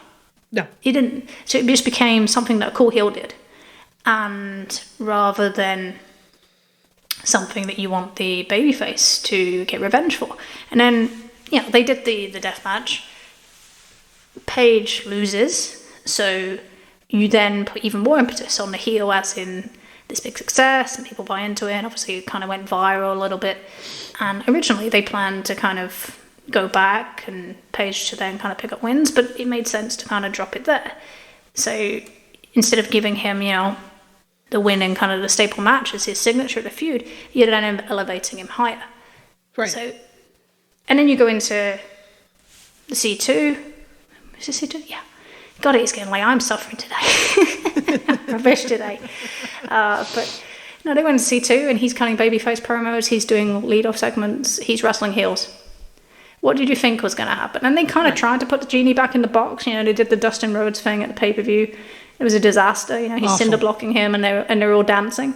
At this, they've tried for 9 months to kind of get people to boo him, and they tried to do the Legends thing with the last few weeks in terms of the rankings, and then I think they realised they did the RVD thing, and this is the swap week. If you want to look at it and see kind of how they're presenting it, so we're not at a point where Hangman's fully heel yet, because you need a trigger for that.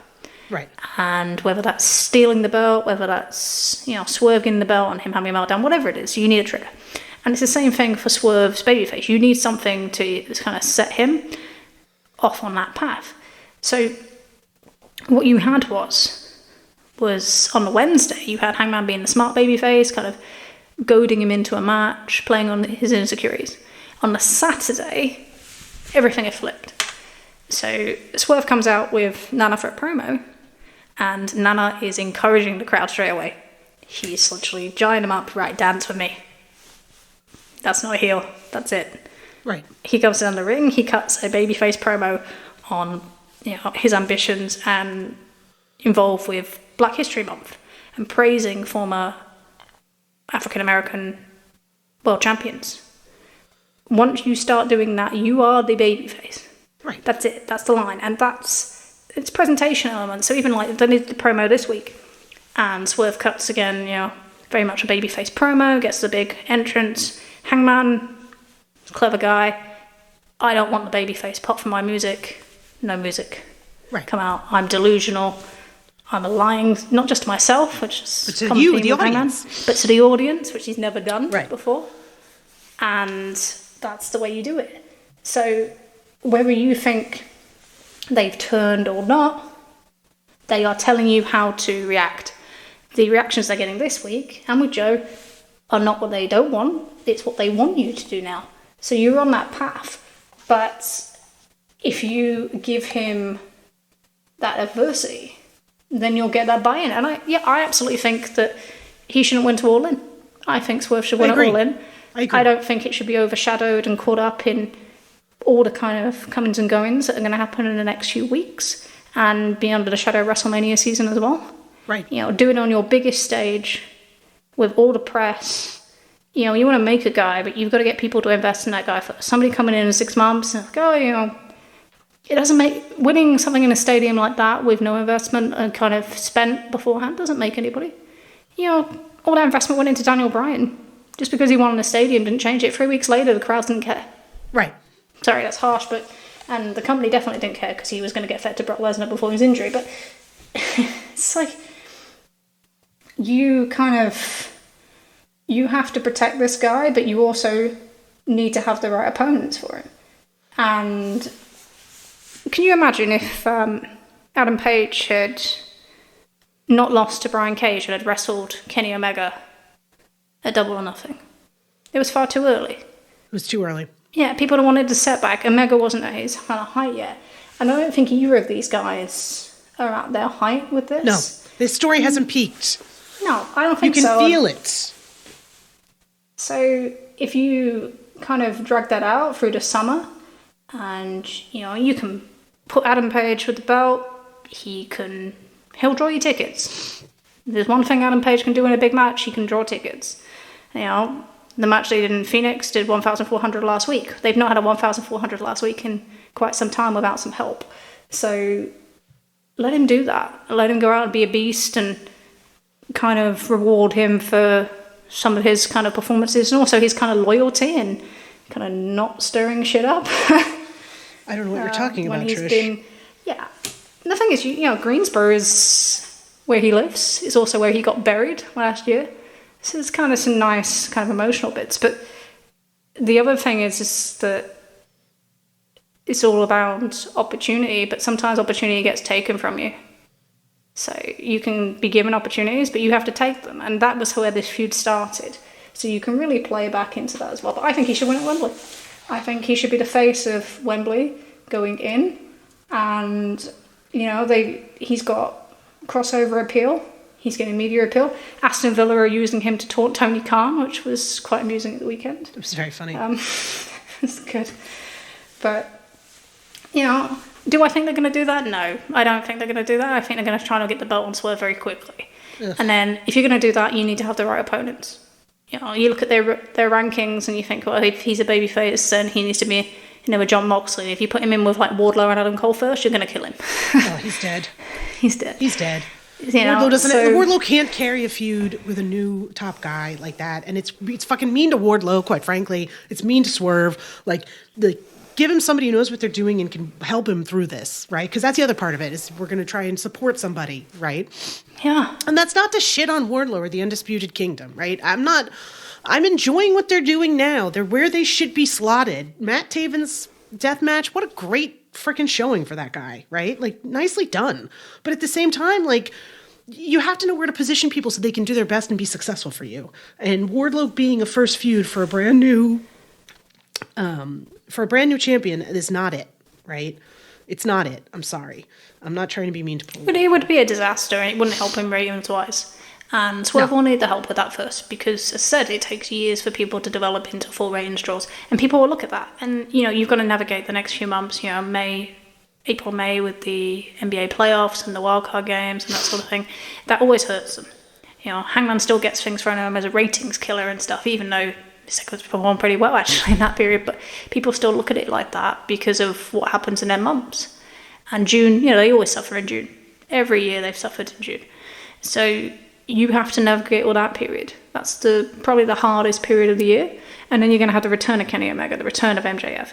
So I just don't think it's the right period to kind of throw him into, even if you have the right people. And if you try and keep him heel and you try and put him with an Eddie Kingston and Orange Cassidy, you're just going to get mixed results. And then you've got to compete. So Jericho's with Ospreay doing all that. What's Hangman doing? Because once you win the title, you then have that impact of, well, you've reached your goal. So suddenly, well, this guy is now going to spiral. He's going to do that. His work may be more interesting than yours. And it's not because you're not a great wrestler. It's not because you're not a great talker or anything like that.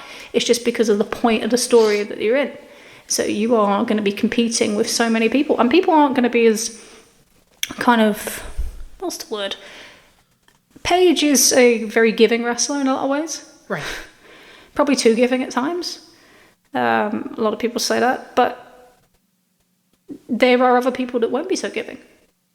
Right. They will not give you as many opportunities because everybody wants your spot. So you have to promote him fully. And I don't see how you can promote him as your new champion, as in the star, when you've also got to promote Ospreay, Okada, and Mercedes Moné on the other side. Right. Plus whoever else you're pushing. So I just think, it's definitely the wrong time. But if they do it, then they need to make sure that the follow-up is strong to give him the best possible chance that he can have. Because, we've seen how it goes when you don't. Yeah. Oh, you know I made another bet, right? Oh, God. Was it with me? Yeah. Did I forget this? No, it wasn't with you. Okay. So, my... Talking to you too late in my gin drinking experiences. So, obviously, I'm a natural pessimist. And I think everything that kind of gone on in the last few years... We've had this period between World's End and Revolution. It's probably been the best build for a pay-per-view in donkey's years. Forget it forever. Yeah. But is this just a build until the new toys arrive? Goes through my head. So I made a bet, right? So if Hangman and Swerve is the main event for All In, I will wear, thanks Mongo by the way, the worst possible Adam Cole shirt that I've ever seen. Wow. I thought, I can't be that bad, right? So I'll wear an Adam Cole shirt to Wembley. And I'm like, and then they found this Adam, you can look this up on Shop AEW. There is an Adam Cole shirt that's supposed to say, Adam Cole is back, baby. But just look at it. I'm going to look like such an idiot. It'll be great. So yeah, if that match happens because of my trust issues, being that I bet against it, then I will wear that stupid shirt and you can all see the pictures. There you go. Another bet. I'm always losing bets, but we'll keep up with that one. I don't know. I was thinking for sure I had this £3.80, but now I think maybe they are going to last minute freak out. But then I'm like, I don't think it happened. Is it £3.80 still in exchange? I don't know. It's still who knows. I'm committed to it because I like the sound of it. Fair play. So we can. I've kind of. It's not like I've been negative enough, really, but it's just. I think it's valid concerns, but. Should we talk about tickets? Should we talk about Mercedes Moné? We've talked about Oscar and Okada. Let's talk about Mercedes. So big business. I like you wrote, big business is doing big business.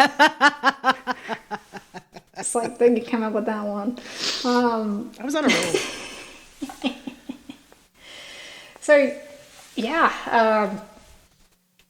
She is coming into the company finally, and they got it into the TD Garden, which is great. You know, put it in the big arena, right March in the centre of 13th. Boston, March 13th.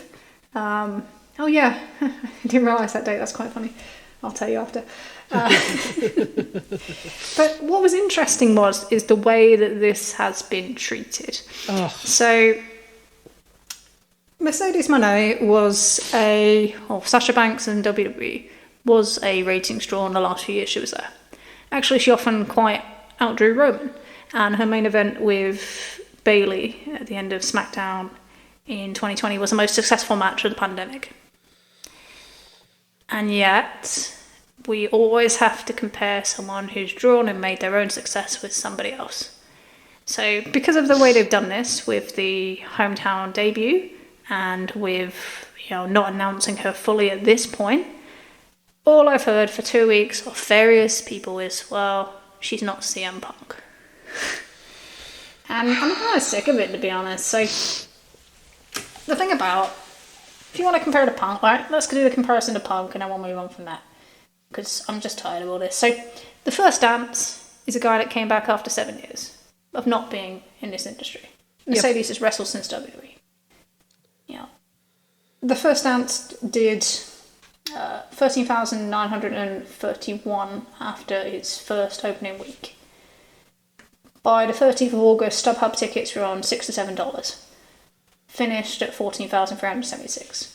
Why was that? Well, it's different circumstances. So at that time, the company was hot before he even turned up. Correct. They sold 16,000 2 weeks before for the New York show. They had baked-in numbers that were carried over from pre-COVID, like 12,000 in New Jersey. They'd just done 7,000 in Charlotte, North Carolina for Fight for the Fallen, which was a 94.4% increase on the previous visit. And All Out had sold out on the pre-sale when they teased the day before the Miami promo kind of thing they did with Kenny and Hangman, and was a resale value of $210 before Punk was announced. So there was a huge scalper intake that really helped that show. And it's not to say Punk's not a draw, he was absolutely a draw in this and his comeback, but there were some huge factors that played into that being such a big success right out of the gate. Yes. And one of the biggest ones was how hot AEW was. Yes. And this was something that was discussed extensively at the time, which was that the scalpers lost out on how All Out for 2021, how hot that ticket was going to be. The get-in price for All Out was some obscene number. I think it might have been $300. Dave said it was probably the highest get-in price for a pay-per-view in a dog's age, right? So the scalpers jumped on First Dance because they wanted they saw an opportunity. And so as a result, the First Dance tickets, it sold incredibly well, but the get-in price was very low. The secondary market resale of those tickets was extremely low, and you could get them for fairly cheap. Again, still did phenomenal, still was a pretty good, a comment on his drawing power at the time, not trying to diminish that, but there were other factors, like you said, involved in that. Mm-hmm. To me, it was like, okay, so if you are going to compare this one to Punk, then why aren't you comparing it to the Collision debut last year? Because we know the circumstances are... Yeah, well, of course we do. But, the circumstances are much more similar. So, other than that, that one has the advantage that it was in June. So, it's easier to buy tickets to go out on a Saturday night in June than to maybe go out on a Wednesday night in March. I think that's, weather-wise, everything else. And also... that one was priced slightly lower. So all the upper tier were $30 for the Collision debut. And you kind of go, okay, so when this pre-sale went on, how would that compare? And they went on with slightly higher pricing in the upper tier. Lower tier pricing was quite similar. Higher in the upper tier, they ran at $51.50, $41.50, and $26.50. Actually, the exact same pricing structure they used for Blood and Guts last year in the same venue. Yes. But when that went on sale, Blood and Guts, the Boston show in TD Garden that you went to last summer, didn't get over it just gotten over 4,000 tickets when Blood and Guts was announced. Correct. It didn't do an on sale of close to 4,000. No. Nowhere near it. Yeah. And that final number ended up being 8,956. World's End, when that went on sale, That did just over 4,000. Ended up at 10,000. Full Gear did 4,100 last year in the pre-sale, crossed 12,000 when the final count was made. Big Business did 4,545 on the pre-sale, and as of this past Saturday was at 6,006. Pre-sale for Collision last summer did 4,234. So actually he got outsold by Mercedes Moné on the pre-sale. Then if you look at the similar time span, that show was at 7,602. And there's a really big caveat as to why, and it's to do with kind of how they're changing and managing their maps. So, yes, Sarah, why don't you have tickets for Boston yet? Because they haven't opened up the hard cam section, Trish, and I would like to. I have a specific spot that I like to watch the show from. So as soon as they open up that hard cam section, I'll buy my tickets. I'm still waiting, checking that map every day. Yeah, so the hard cam side that they opened up pretty much as soon as they announced Blood and Guts last year. Is not opened, and that was open on the first day of general sale for Full Gear, for World's End, and for that Collision show last year. 1,231 seats available in the lower tier on that hard cam side. They'll pretty much go instantly as soon as they go. There are people waiting for them, and sometimes you do that so you create pent-up demand, and you want to do two things. So they want people to buy tickets in the upper tier on that side so they can do the huge ranging kind of wide shots. Yep. That, you know, that is a WWE thing, but, you know, we see how that's presented, and that's something they seem to be working towards. But also, yeah, you can generate kind of demand for those tickets so it looks like a hot ticket when you do put them on sale. Or maybe you do that when you announce another match or you announce something else for that show. And I don't think that's a bad strategy, to be honest. And there are some changes in their strategy that look better. Looking at this and looking at kind of the way Tickets Pathway is, this show could easily do 9,500, 10,000. Easily. And that would mean, it's the thing, that will easily make it the biggest Dynamite of the year. And it will be the second biggest show of the year so far, obviously after Sting's retirement in Greensboro Coliseum. But this is what we're saying. So the first dance wasn't even the biggest Dynamite of the year. No. They had one which they'd already sold. A month later, they did 19,000. And this year, they're not in that same thing. So, and last year, you know, Collision also wasn't the biggest TV taping of the year. Funny that everybody likes to forget this one, Trish. Everybody likes to forget this. Everybody tries to convince it. How many people were like, "Oh my God, CM Punk's selling great tickets for Collision"? Like one day. And I pray I'm alive when it happens. People will realize the amount of bullshit associated with the way that first 2 months of Collision was discussed. You know, oh my God, it was an incredible show. Was it? Because I don't think it was. Oh my God, everybody wanted to go to those tapings. Did they? Because I'm pretty sure I remember some of those not selling at all. Like, as Dave said, they didn't book the freaking... whatever that freaking venue United is. Center. Thank you, because they wanted to sell 9,000 tickets. They've booked the United Center because they expected to sell 15. So, you know. Yeah. Anyway. Yeah, and it fell behind, obviously, Grand Slam and by pollster numbers. Right, because nobody gave a shit. LA shows. But we'll come back to some Collision numbers in a minute, because there's some interesting things that have bled over into this year. But, yeah, I really hate this She's Not Punk thing. And it's because... if she is able to perform at a similar level to someone who has been marketed, promoted, pushed to that level by multiple companies, then I think she's doing pretty well. Yeah. You know, Adam Copeland came in. He didn't do this kind of follow-up. Nope. You know, he's still front of all the material for live events, by the way. It's bizarre. Very much a guy who reactions in the house, not so much bringing people in, but you know, he's been on TV for 25 plus years. He's not generated a house like this coming into AEW. You know, Will Ospreay's being added to the Revolution card because there's no value in adding him to another show and using it like that. Okada, I imagine there will be for the first match that he comes into, but not on this scale by anything. Christian Cage, Jay White, you know, even Bryan Danielson, first pay-per-view in his hometown in Seattle with WrestleDream, didn't get even close to this. No. So this is a success for Mercedes. That's it. Why do we need to say, oh, she's not CM Punk? Actually, she's probably going to outdraw CM Punk. And I want every one of them podcasters, whoever, news journalists to go on. And I'm sure we'll make excuses because we treat people differently. And when, depending on our personal investment, I feel like that's represented in that. But it's one of the things. We've said this before. Punk doesn't have to be a draw because he is seen as a draw. So everything that happened with him, he's a draw.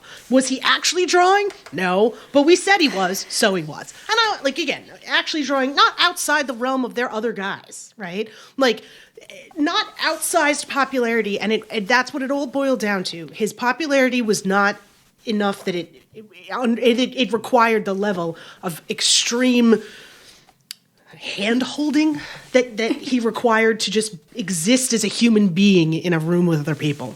Anyway.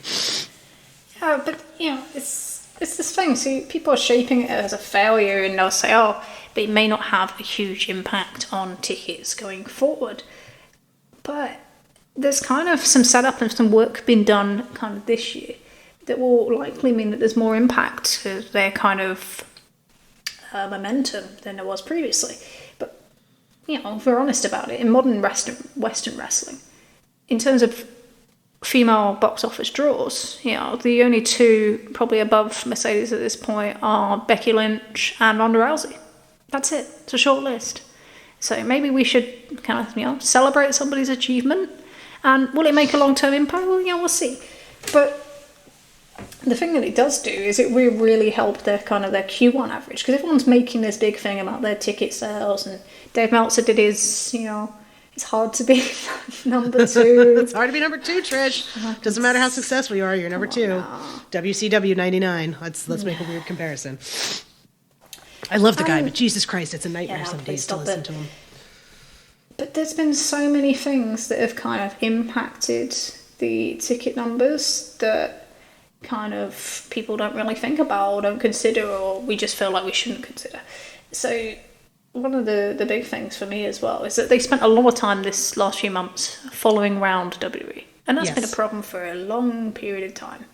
I think there was a part of it, when you remember when Adam Page had his kind of victory thing in Norfolk, Virginia, and people question that number, even though it's way more successful than any time they've been back since.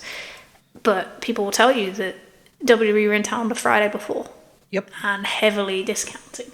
So that always hurts them. There's also been some really poor map management, but I think a lot of that's been transitional.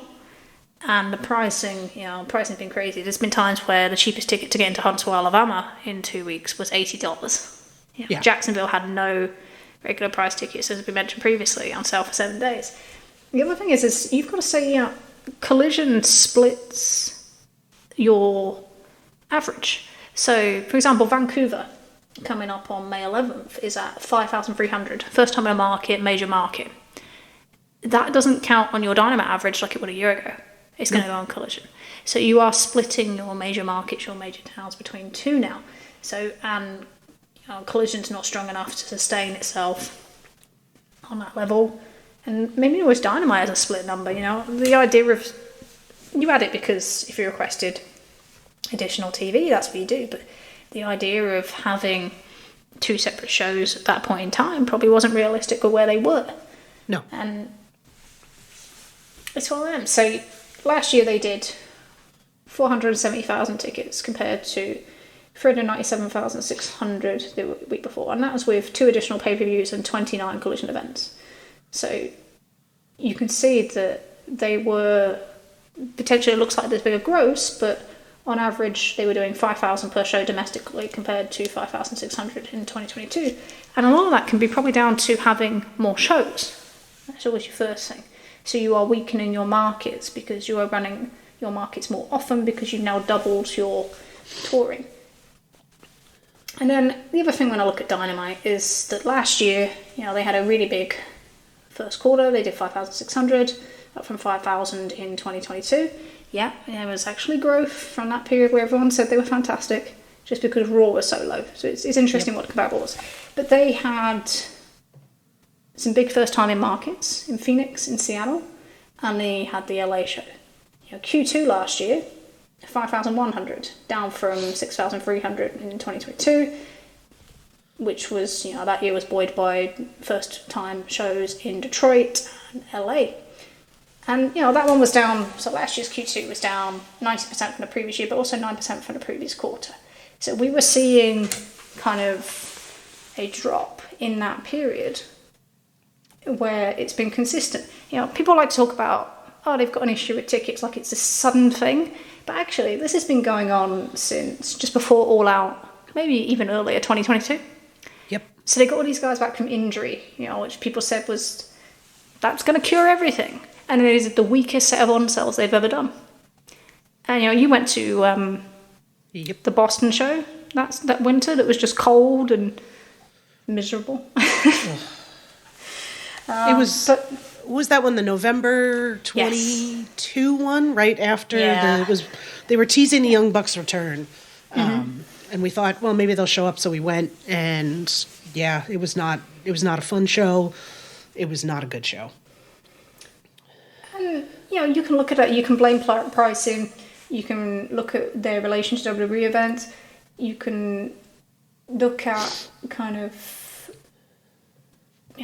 the other things that they do that's not great, the false advertising. Yep. We advertise so much talent that's never there or doesn't wrestle, doesn't appear. Still got Kenny on posters. Yeah, Kenny's on all the Canadian posters. Like, what are you doing? Like, please sort that out.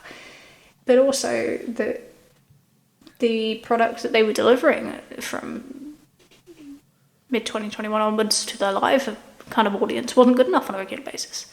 And you had exceptions that kind of drew people out for ticketing. So, best of 7, things like Blood and Guts, Moxley Page series, Max and Cole tag team stuff. Literally anything Kenny Omega ever does. Those tickets. But you kind of burn people on that experience, and then to kind of boost the numbers up. So the big thing about this quarter is we've lost the discounting. Yes. So we are not seeing $4 for $60 tickets or $10 tickets, $15 tickets. The reason that's important is the numbers last year are actually pretty comparable with the numbers now, but we didn't know that because they were buoyed so much up. So, for example, they were in Austin, Texas, just outside Cedar Park, just outside Austin, Texas last week, right? And they did 3,246 according to WrestleTix. Well, last May, they ran the big arena there in the centre of downtown Austin, the Moody Center. And the WrestleTix number for attendance was 4,603. And Dave was given a paid number of 4,100, because remember this was when he pointed out that Polestar numbers were different, and suddenly he stopped getting paid numbers. Yep. Yeah, so Polestar actually had the paid at 3,539. So there were 1,064 comps, so 23% of the venue, so nearly 25%, nearly a quarter of the venue was comps. And this was a consistent thing. So, Washington DC show, a month later, Adam Cole MJF. That one, the attendance number from WrestleTix was 5,599. Dave was told 4,500 paid. Polestar had it at 3,861. So that was 1,738 comps, 31% of the building, who didn't pay for their ticket. And you taught people that they didn't need to pay for their ticket. Yep. Grand Slam had 2,000 comps that went in the week before in one section alone. Just one set of upper tier. All went in.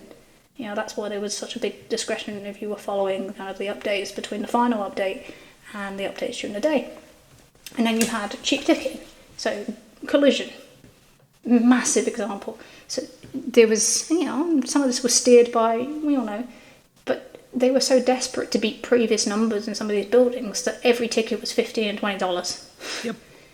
And that included, Max and Cole versus FTR, which was a big money match, was $20 across the board. Right. Like, that's not worth $20. People should be paying more for that in terms of their business. You made your business worth less. And this is what they have to do now, is that we now have to kind of re-educate the fans into what is the benefit of, not the benefit, but what is the value of AEW. And we've seen kind of a return to kind of the tier pricing that we saw very much initially in AEW with the dollar font sale, which was interesting. But in Phoenix, Phoenix they did 5,248, And what they did was the $20 tickets. So they did put some $20 tickets in, but they put them in the back of the sections. Yes. So people who are at the front are not being persecuted for buying their tickets early and investing in the company, which felt exactly like what you were doing last year. Well, that happened so much during that Canada tour, and for a lot of those collision tickets in that Canada section, you had people spending, the people who bought early spent hundreds of dollars for tickets that you could get for literally $12, like right before the show started. It pissed a lot of people off. You could see a lot of people complaining about it. You look at it, but so yeah, the Hamilton, Ontario show that was on the Thursday, this sounds crazy. So the WrestleTix number was 3,840, and they claimed 3,800 with 3,000 paid. But it was actually a lot less. It was 2,100 paid. So it was 1,480 comps. Average ticket price was $34.40 Canadian, which was actually less than the average price, than the advertised price for tickets for the show. So the tickets were sold at a less price than what they should have been distributed at. So that's it's crazy. So I guess my point is that when people look at this run and they look at it and they go, oh, they're not selling tickets like they were doing. Actually, it's not changed that much since All Out 2021? 22, Nope. Sorry. I'm going to get that right. It hasn't changed that much since All Out 2022. We've seen the same cycle, the same thing, where occasionally we have something that pulls some momentum, that drives some ticket sales, but the rest of it is being comped, it's been low priced, and that's great in terms of, you want to get them crowds through the door, and obviously we've seen some feedback from talent that really like having that there. But in terms of your long-term kind of build and value of your company, you're not going to get people to come back the next time because, hey, they got a ticket for free. If they don't get a ticket for free, is it worth going? Are they really invested? Well, we're seeing they're not invested fully because we get reactions like we do. So it's all like a kind of a vicious circle. But, I kind of like some of the changes that are kind of happening. And the other thing to think about is when you look at the start of this year. So January they ran Newark, Jacksonville, New Orleans, North Charleston, right? One major market. In February they ran Phoenix, Austin, Tulsa, Huntsville, one major market. In March they are running Duluth. I can't say it. Tell me off for saying it. Duluth. Duluth. Okay. Duluth is on fire. That's how you do it. Oh my God, we're never recording this later again. No, but they ran Duluth, Boston, Toronto, Quebec City. What's that? Maybe 4 major markets, 3 at a push. So you're going to see a huge difference in average. So January average was 3,181 according to WrestleTix. February average currently is 3,294. I run some trackers that kind of estimate what that'll end up at, and it thinks it'll be closer to 3,501. Yeah, nice and precise.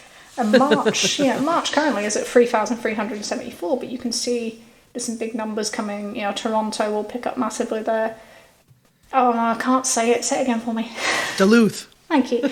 If they advertise, a Sting retirement ceremony, that will really drive sales there. And I fully expect that Boston will grow, especially with the last week's sales that they did for Blood and Guts, will grow to around the 9,500 mark. So, expected average there is around 5,500, but that could easily be higher. All of a sudden, you've got a 5,500 month. Yeah. After all this stuff about, ticket sales and not kind of being competitive. And, it's quite interesting. If you look at the AEW Tix page after March, there was very little announced. And what I hope we're seeing is kind of a lot of rerouting and looking at major cities and kind of places you can build that base without having to resort to towns with 60,000 populations, which is just, you're setting yourself up to fail to start with. You can't do that too much. It's just not going to work for you. But I think we've seen that, so much of the analysis of the ticketing is behind where they actually are. By the time people are like, oh, there's a problem, first of all, they're not noticing the problem when it was existing, which, like you said, has been going on for a couple of years now. Yeah. And secondly, they're saying it's an issue, they've already on track to fixing it. We're already seeing some better map management, as you said. They just seem to be doing an overall better job. And you know what's going to happen is that, you know, everybody comes in and it's going to be all about, oh, it's the new people that brought it. But these things are kind of, which is fine. But you know, these changes and this kind of development in tickets, March being stronger, you know, even without big business, it's already looking stronger anyway. These things are baked in. It's very similar to what happened in 2021 in some way. But yeah, I think we will hopefully, please God, get a reprieve from kind of the way people look at tickets next month, because these shows will be stronger. We'll be doing kind of 5,000, 10,000 range. And, you know, that's pretty good, especially when you're running 2 shows a week with the rosters that you've got, with the kind of the collective way that AEW runs, and, you know, not advertising people correctly for shows. Samoa Joe's been on how many posters this year for Collision? Oh. Like, what are we doing? All of them? So there are still really basic things that kind of need looking at and need sorting out. But in terms of tickets, you know, it's not as bad as people make it out to be. There's your numbers. We're not just saying, oh, it's fine. You know, I'll go and get the data on that. But it seems to be that they're making, you know, quite a lot of headway in different areas. You know, they now have kind of a head of people, which is important, especially everything else that we've talked about. Yep. You know, they're improving their training development. They've brought in Rocky Romero, which, you know, he's a great communicator. He's fantastic for connecting different companies, for being a liaison, for training.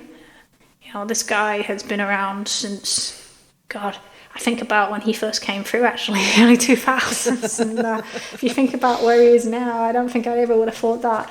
But he's a great guy to have on board. And I think that's, you know, even QT Marshall, so he takes a lot of stick, but, you know, he's always had a great reputation for kind of what he does work with the talent. So, yeah, I think that's definitely a building point. And, you know, not just that, we've seen it on screen as well. So we've seen, you know, Revolution build's been good. We've seen a lot more coherent kind of AEW with shows finally connected after. Oh God, Rampage is happening in the same universe as Dynamite, and is happening in the same universe as Collision, and people on Collision are talking about what's happened on Dynamite, and people on Dynamite are talking about what's happened on Collision. It's a human miracle. It's like, Jesus Christ, finally, you know? Like, I think that there's just, you know, we talked a lot in the beginning about stuff that makes us a little bit nervous and things that could be done better, but realistically, so many of the things that we were complaining about in November and December have been fixed, right? Yep. So we keep continuing with this theme of, hey, we're going to feel optimistic. What are we going to have to talk about? It's good because they've given the baby faces something to be vocal on, and reinforcing angles going into pay-per-view. And so, you know, we'll see what goes on. I think March is it's a pretty critical month for both promotions in the US. Yeah. And pretty much probably for New Japan as well. Going into New Japan Cup, you're going to see what the direction of their company is March, April, going forward into pretty crucial summer for them as well. So, we're doing optimistic at the end. We're doing optimistic. We should probably lead with optimism, but I think apparently being negative gets you. I mean, we don't really care if people listen. We're excited that they do, but we never expect that they will. I'm not. I'm Dutch. I don't think I can come up with. No. I've got plenty of things to deal with on a day-to-day basis for my trains to be angry about. I can't be angry about wrestling all the time. No. Right, it's okay.